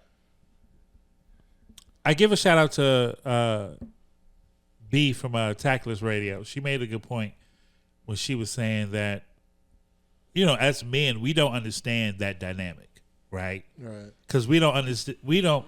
What dynamic? The abusive dynamic, right? What, like physically? Staying with your abuser. Staying with your abuser. Oh, that's bullshit. But most men, because that's been a lot of. I mean, you're thinking that. Let's not say that. Like, some guys think about it that way. Like, some people don't know that. Like, they don't think they learn over time. Maybe that was something you learned like from the jump. No, that's hold on. Let me stop it with that, because abuse shows itself in different ways. Oh, there's people that abuse don't even know they're being abused. Well, so this concept about men don't know. I mean, it's no offense to her. Maybe she's trying to say it in a different way. I just want to put this out here. I'm just not going off anecdotal. Yeah. There's so many levels of abuse that's not even talked about, because remember we were talking about toxic masculinity earlier, or being tough. Yeah. Because it'll be frowned upon if we even talk about it. Right.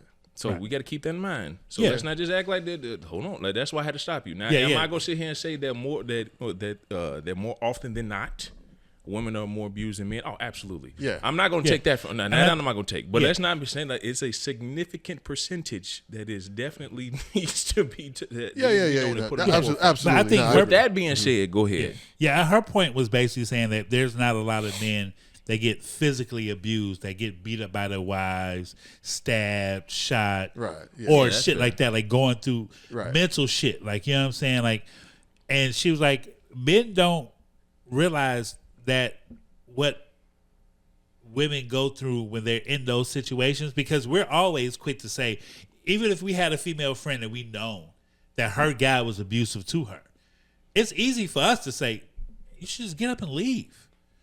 But it's more of a mental thing. Like, that man has got into your mind, body, and soul, and he has connected every well-being to you and able to control your mind and how you move, how you operate, and what you like. And it's also like, because a lot of abuse, shows up in ways that, like, you may not even have the ability to leave, for real. Yeah. Because just like, he's taking care of everything. You may not work. You know what I'm saying? So where you gonna go? Yeah. How you gonna support yourself? You're And then it's like, very, it's very also real. like, motherfuckers will leave and he'll come find you. You know what I'm saying? And he has. Yeah, that's what I'm saying. Or like, have situations where, like, you think you gonna fuck with another nigga? You know what I'm saying? Like, nah. And Right. it's all types of shit where, like, and so you may even do it out of fear for other people in your life.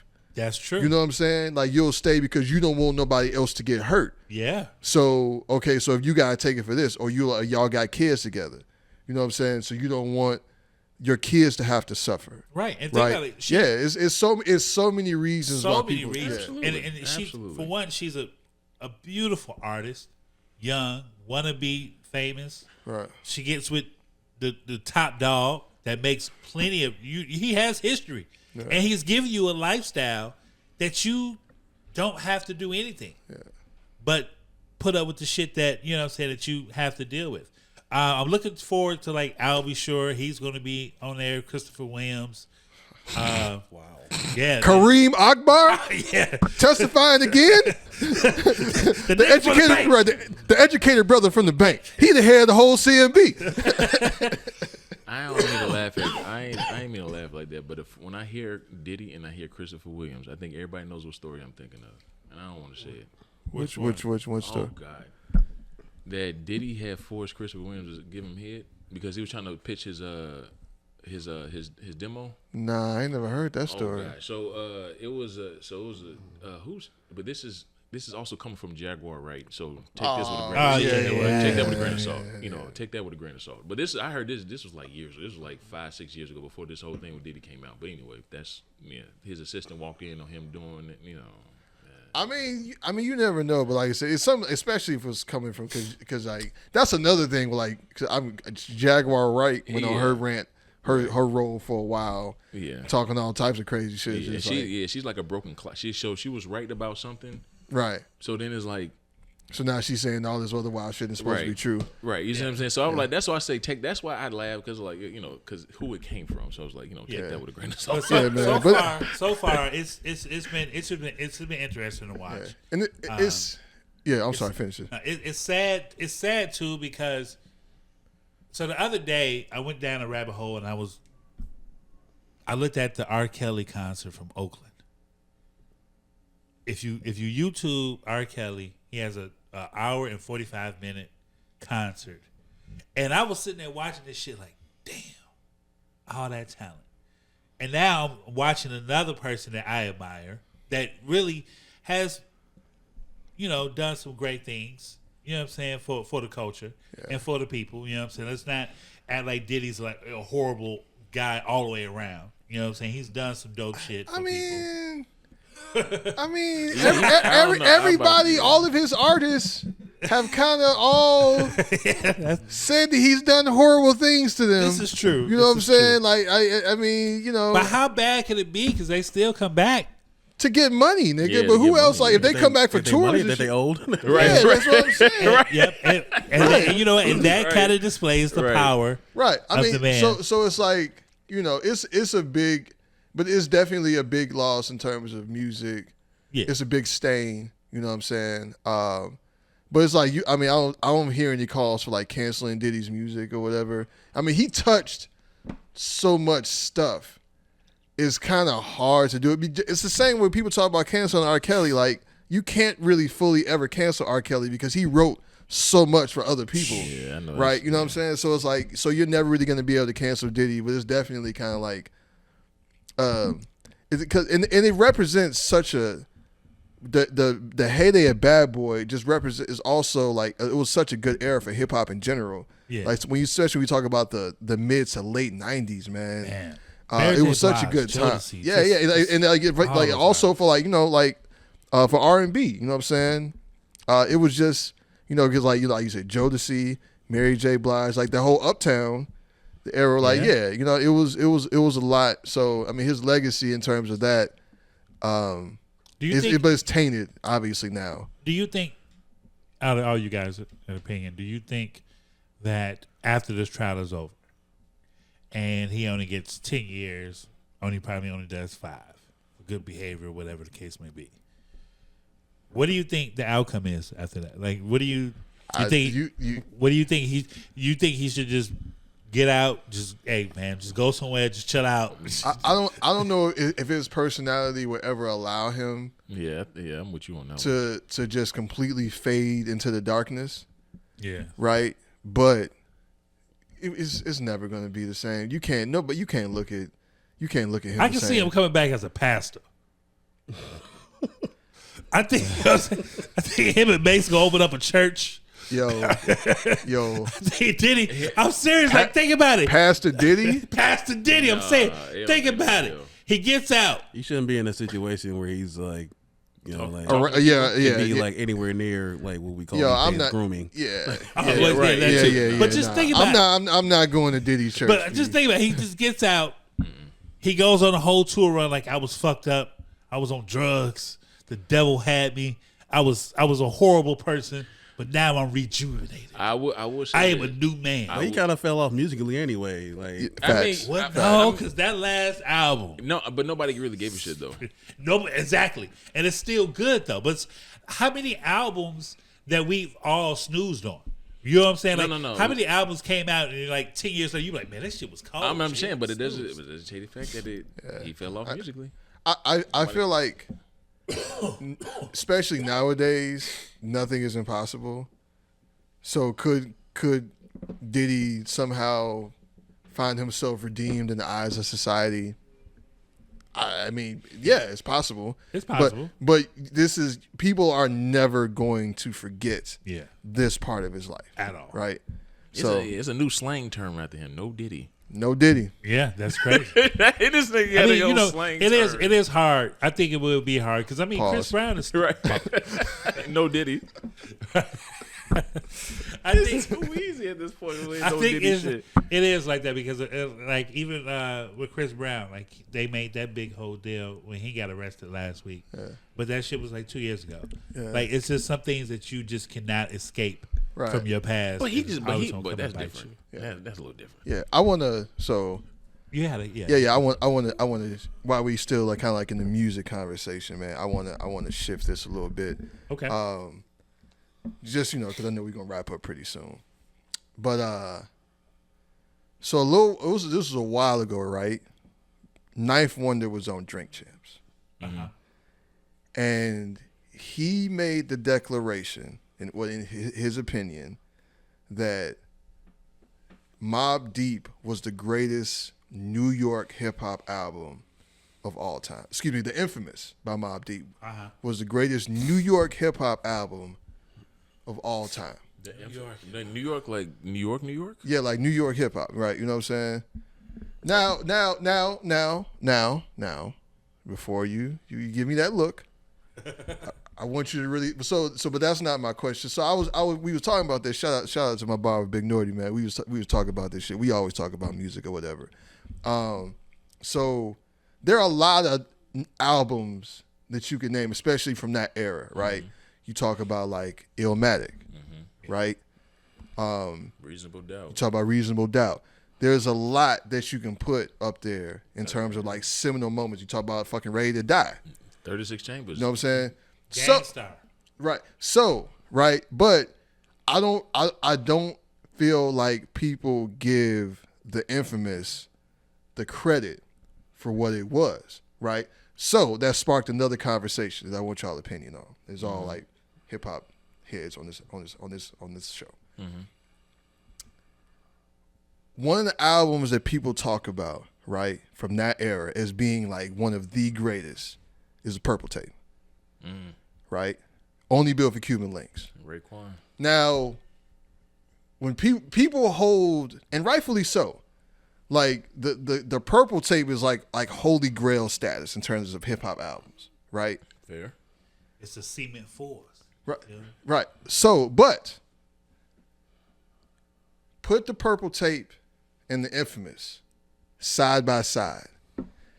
Really think about it, and don't take your first impression, because like your first impression, you really want to say Purple Tape got it, but like look at the songs, look at the Purple Tape, I can look at the songs, and look at the Infamous, and really go through it in your head, bro.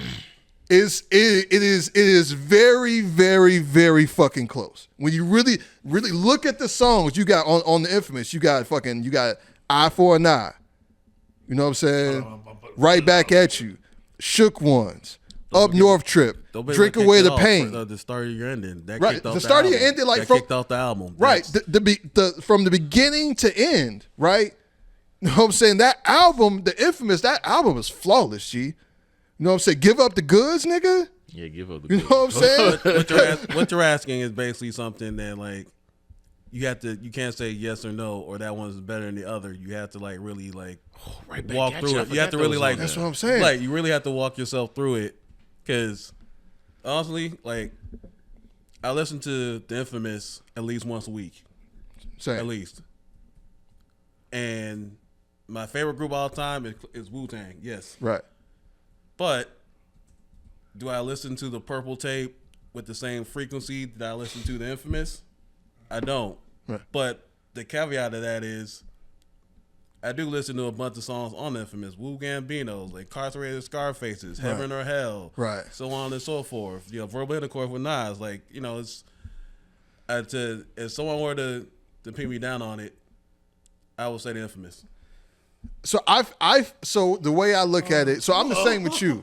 I listen to the Infamous all the time. Like Mobb Deep, you know, I feel like Prodigy is in my top 5 of my favorite MC. Tough to get they were on each other's albums. Yeah, exactly. Like exactly. They were like, all right. You know what I'm saying? And that was a good era of hip hop when everybody was collaborating, right? Mm-hmm. So, but for me personally, I put the Infamous above the Purple Tape, right? But I do feel like in terms of cultural significance and like a shift, right? I feel like the Purple Tape probably has the Infamous in that regard, just because it's just like I said, it's highly regarded. Like, you know what I'm saying? Because like when you had like the 20th anniversary of the Purple Tape, and you had like the 20th anniversary of the Infamous, like nobody really even talked about it. Like I said, as hip hop fans, man, like if you listen, you're a fan of both groups, and you really look at it objectively, you know what I'm saying? The quality, like the Infamous, man, that really, and I read this, the source, they kind of like had like a revisionist thing where they went back and re-rated albums, and the Infamous was one that they went back and gave 5 mics to. No, you know what I'm saying? But also at the same time, I do feel like they're like the Infamous, even Mobb Deep as a whole, like their music, I feel like is very like hyper local to the New York scene, right? And Wu-Tang is more so like universal. Like you literally go anywhere, and everyone likes Wu-Tang. Exactly. Yeah, I mean their cultural. The Wu-Tang was a cultural phenomenon unto itself, unlike anything we've ever seen and will never see again. Right. That's a fact. Yeah. So we can't. That's what I'm saying. So the Mobb Deep can't compete with, and especially like with them being like charter members of the Wu-Tang, and like people say when you rate Wu-Tang albums, the Purple Tape is probably number 1 in a lot of people's books. When you just talk about all of their albums that have come out of that camp, right? So you can't. Infamous can't compete in terms of cultural significance. But you're talking about just the music, man. It's right there. I think there are 2 albums that definitely get overlooked coming from the the Wu-Tang camp. Ghostface, Iron Man definitely gets overlooked. Iron Man to me is better than Supreme Clientele. It definitely gets overlooked, and also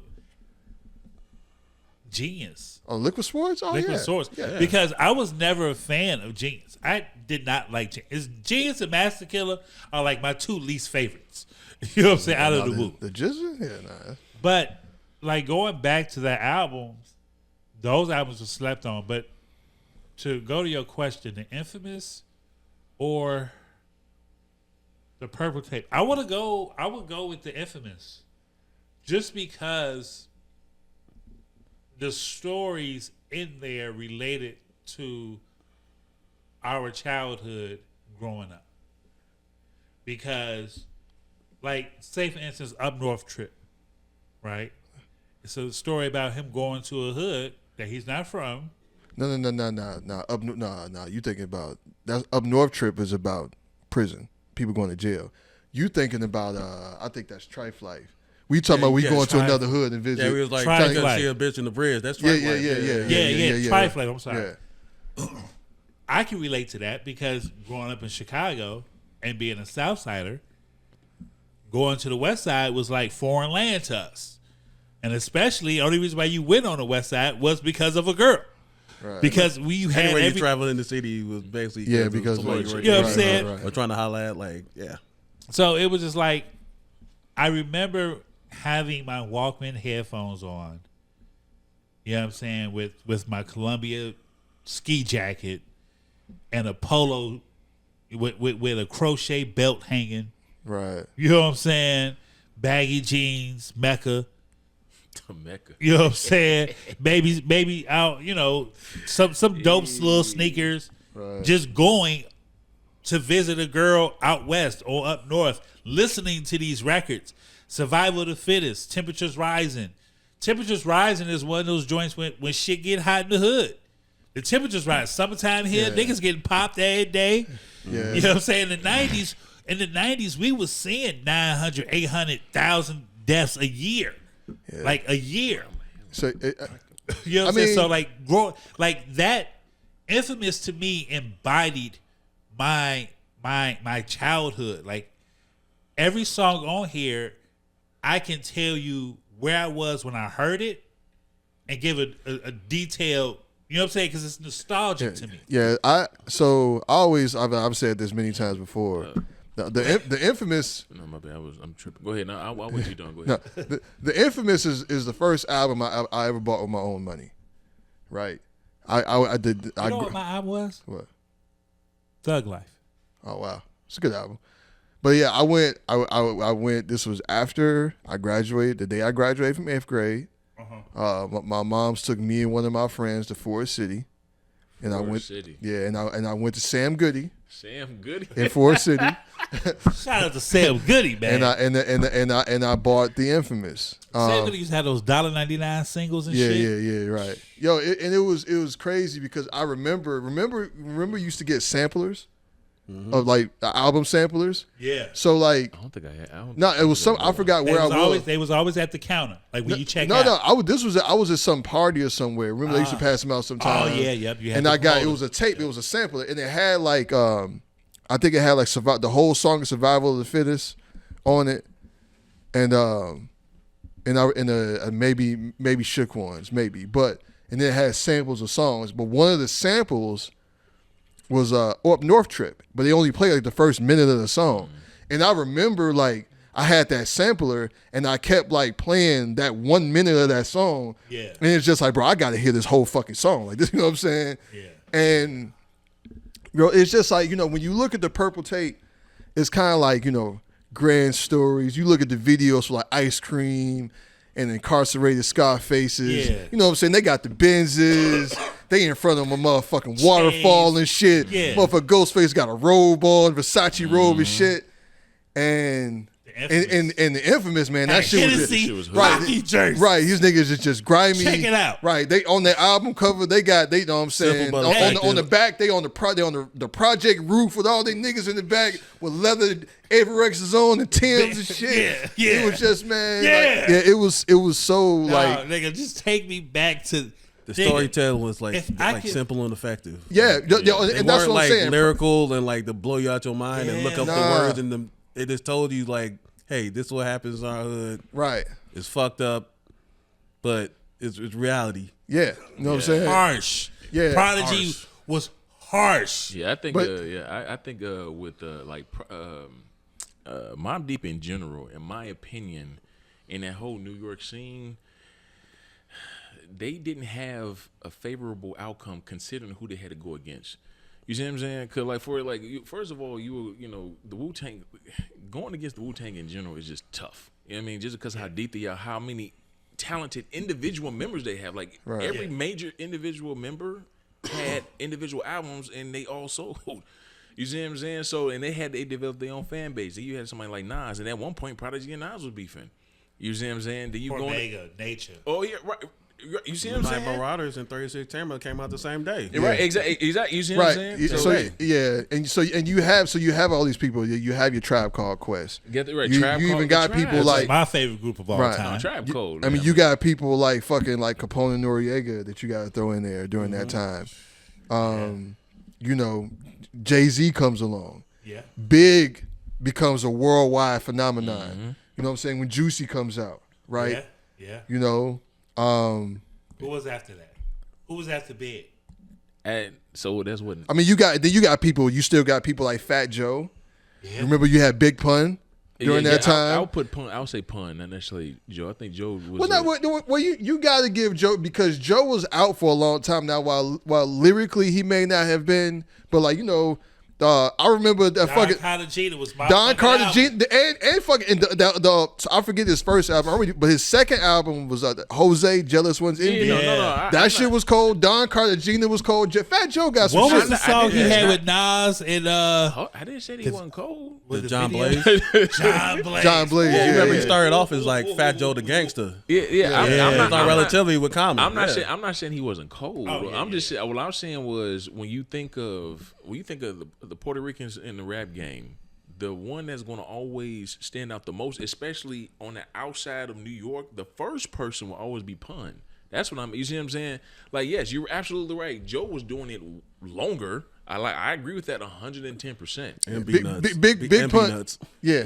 You see what I'm saying? That's why I say Pun. You know what I mean? Then not to mention, for me, I listened to Pun before I listened to Joe. And then when I heard Pun rap, to be fair, I was like, this nigga cold. Yeah. Then to listen to Joe directly after, I'm like, nah. But just when you look at it, right, and you make a good point, because when you look at during that time, you have the start of some of the greatest careers that we've ever seen. When you got the Wu-Tang, right? Yeah.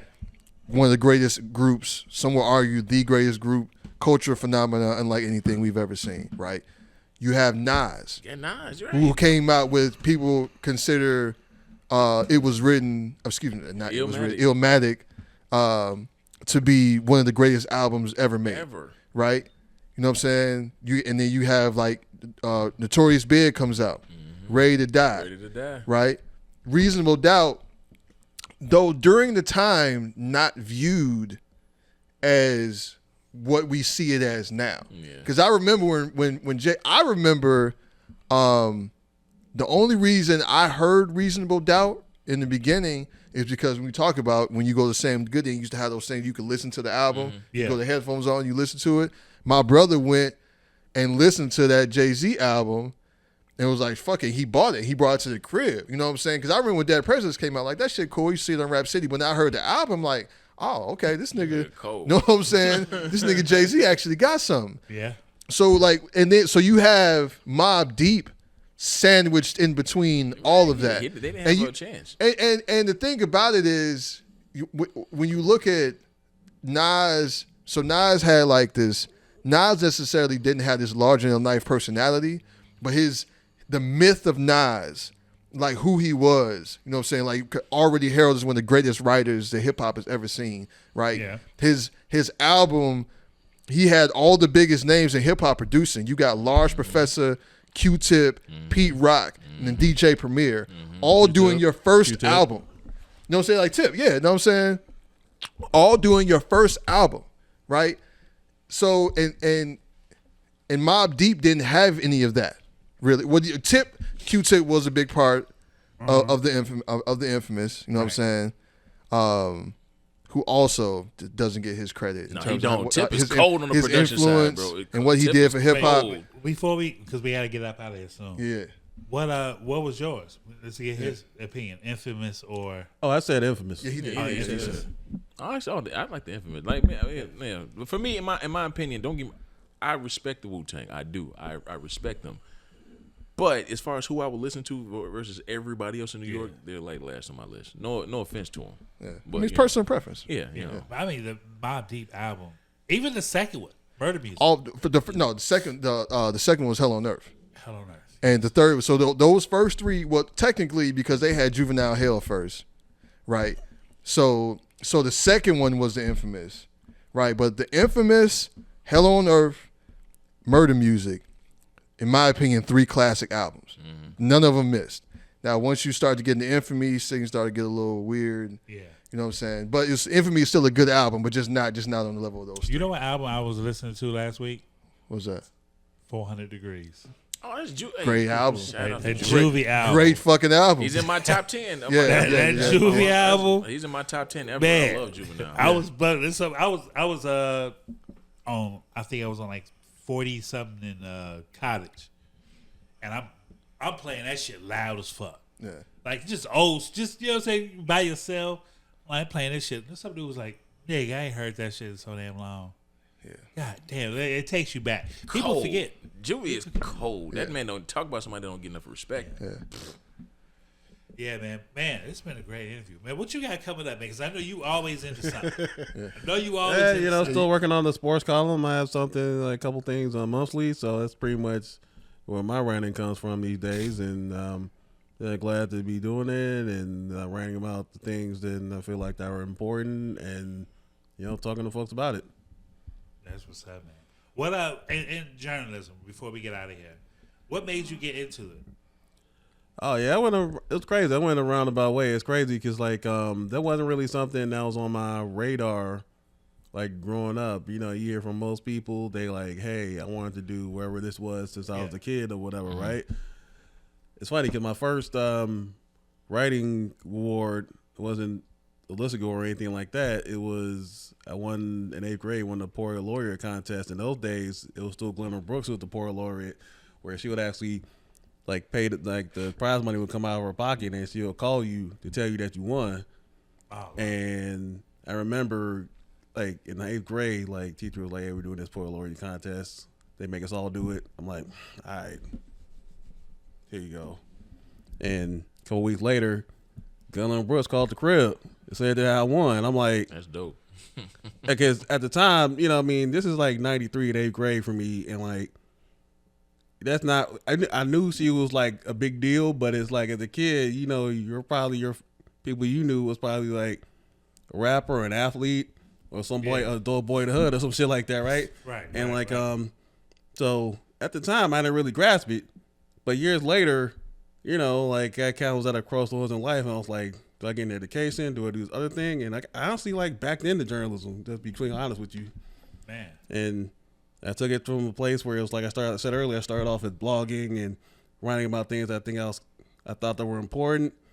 And the craziest part is going back to the Glenn Brooks thing, the Sun-Times are written about it. And decades later, I'm a reporter at the Sun-Times. And it's like this lady, they called, she's always nicknamed the Oracle of Bronzeville, right? And there's someone who saw something in me that I had no idea existed. Yeah. Yeah. And decades later, she really was in front of that. For real. Yeah. That's like a full circle. Yeah. Especially a lot of careers is like that. Yeah. What was your highlight moment in your career that you was like, damn, I made it here?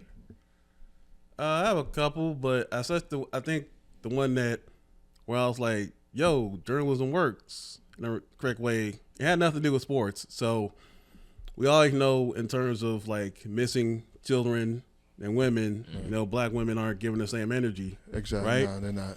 So I remember when I was reading a story and someone I knew saw this woman, her daughter, a teenage daughter, was missing. And she's putting up flyers in the neighborhood. Police are kind of she ran away before, whatever, she'll come back. Yeah.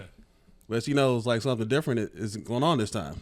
So I end up getting her information. I talk to her, and I'm like, obviously she's very distrustful because I'm media, right? And I'm like, hey, it's not gonna hurt to get this out here, just be hey, because in many cases, by the time a story comes out about somebody missing, they've already been found one way or another. Right. So newspaper was kind of frowned upon, putting that out there.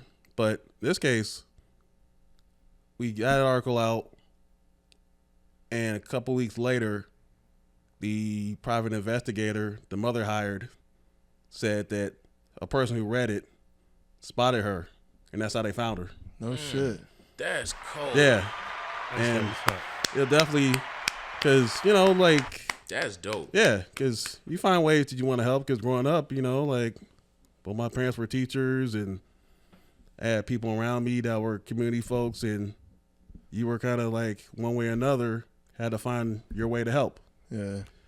So that's kind of how it went for me, and that's a good highlight, bro. Yeah, I'm about to say, boy, I would saving lives out here. I swear, I would lead with that everywhere I go. Because that's real. Because I mean, there's so many stories. There's always been that backstory of the serial killer that only targeted like young black women that ranged from like the 1970s to like the late 90s. I want to say early 90s or late 80s or something like that. But it's like 14 missing women that all have the exact same pattern. And some of them have been found, and some of them haven't. It's a whole story about that shit. And to be in journalism, you are handed that very important keyboard and that notepad to create these stories and give to these people to even change lives, find people, and just spread the word about shit that we don't hear about. You know what I'm saying? Because it's a lot of things that I didn't even know. Like I said, the lady that won the Oscar. I literally didn't know that. You should have known that. I should have. But because of media and podcasts and the way things are now, we do, all of us hold some type of responsibility to make sure we report the correct things and saying the right things and kind of changing people's thoughts about certain things. You know what I'm saying? I gotta give you applause for that, man.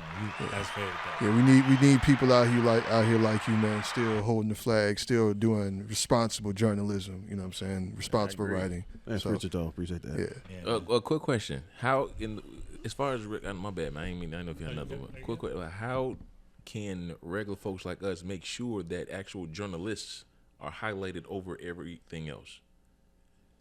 That's kind of on you, how you, like, if you see somebody that you spotlight, you feel like, hey, I think they're doing a good job, or is it a particular journalist or a particular outlet or what have you, just kind of follow them to see what they're doing, and also journalists need to be held accountable by the community too, and that's why I kind of was getting into earlier about all this stuff we're seeing about fake news, this, that, and the third. Like, a lot of that is, part of it is journalism's fault. And like keeping it like it's some big secret from communities and different people, and people. It's one thing to like tell people like, hey, you should know about something or whatever, but also the people who are in those situations should be letting folks know like what's really going on in communities. Like, I was always someone when I was a full-time reporter was like, would reach out to people and be like, hey, what's going on over there? What's up? What's going on over here? I'm also someone that's seen like a lot of my white colleagues back then and there, like they didn't live around the community they covered. I'm actually in the community. Ain't that some shit? Yeah, and I actually see it, and I'm able to get the things and talk to people in certain areas that they never were able to do. Yeah. So, and you're able to understand. Right. That's right. dope. Yeah. Because there's times where I have to like. It's funny. I had to explain to one editor once. He's a white guy. He's great, and I had to explain to him like during COVID how people were having kind of these different parties because they come out of places. I had to like explain to him what a kickback is, and he wouldn't know. I mean, so I'm just like, that's kind of what this is. So it's like, these kids don't know about none of these days, man. Kickback. That's man. The kickback. That was the lounge right there, man. All right, man. We about to get up out of here, man. It's been great having you on this show, man. Absolutely. Yeah, man. Tell the people they can follow you at, where they can catch your articles at. I guess X on at Evan F Moore on Twitter. Instagram is kind of the same with the little like underscore behind it, but that's pretty much it. Okay. Man, Chris, where can they find you at, man? Weezy Cage, IG, and I ain't been on X in a minute, but it's technically I still got it. WHEEZYCH. He said technically you still got it. I still got it, but I don't tweet, so not as much as I need to. Yeah. I feel you. Hey, Real, where they can follow you at, man? Real the producer 914 Media Group, also on Instagram. ____. That's a very, very important. Very important. Very important part. Before we get out of here, man, I want to shout out to my man King Kheemer and Larry the Legend, man. Thank y'all for the invite last night. Yeah. You know what I'm saying? For the Stone Cold Groove. Stone Cold Groove. Emphasis on cold, nigga. It was cold out there. You know what I'm saying? I'm jealous how you get to the s'mores, though. Yeah, you know niggas did have s'mores out there, though. Niggas did definitely have s'mores, man. Make sure y'all check out King Kheemer. Make sure y'all hit that link in the bio. Kheemerfest, man. It's coming up. July 19th. Yes, July 19th. Make sure y'all get y'all tickets. You know, that he has a super lineup, great lineup. It's going to be great vibes. Bring your own weed, bring your own drink. You already know what that is. And, man, make sure you definitely follow through the Chosen Few house picnics coming up. What day is that? Oh, I can't wait for that. What day is that? Oh, shit. I don't even remember. Hold on. It's always around July 4th weekend, so it's somewhere around. I think it's like July 6th. It's always around the 4th. So. Always around the 4th. Man, make sure y'all tune in. The 12th. It's the 12th? This year. Oh, July 12th. All right. Okay. Make sure y'all get y'all tickets. House picnic, Chosen Few, 40 years. House music all day, 8 a.m. First DJ at 9 a.m. Definitely going to be another Stone Cold Groove. Bring your own weed, bring your own grill, bring your tent, bring your. It's like a family reunion. Yeah. You see the girl you dated in 5th grade. You know what I'm saying? Number fun. Saw the bully that stole my chocolate milk. Ain't nobody ever My stole my butter fucking cookies. chocolate milk. Yeah, I had a nigga stole my buttermilk cookies. Remember those buttermilk cookies? Oh, my bad. You 25 cents, and they give you that white wax paper. Get the no, okay. I never forget. You just brought up My first day of high school, I was selling chocolate bars, and I had some money on the table in the lunchroom, and motherfucker tried to come and snatch the money. And we grabbed the money at the same time. And like, so we sitting there holding this shit. With that And stare. like, bro, I ain't finna let this motherfucking money go. Right? You know what I'm saying? Like, but that's when niggas who try to bully you. Like, nah, ain't nobody ever stole no milk. Yeah. Yeah, I left my milk and cookies on the table. I was like, oh, let me go grab another one. And came back. My shit at? He was just sitting there looking at you. He was gone. Oh, that nigga was gone. Like, it was no one at the table. Got a little on you. Oh, He got right. little. well, that's different. You leave your Yeah, shit I there. just- You was a victim. That's I was all. a teenage man. You know. Hey man, make sure y'all follow. Check us out. You know, YouTube, Instagram, Facebook, Easily Offended Podcast. Make sure you check out the website. Don't be easily offended podcast.com. Hey man, you know what I'm saying? We out, man. We really appreciate you. My name's L Boogie, class of 1979, man. We out of here. Peace. Peace. Yo.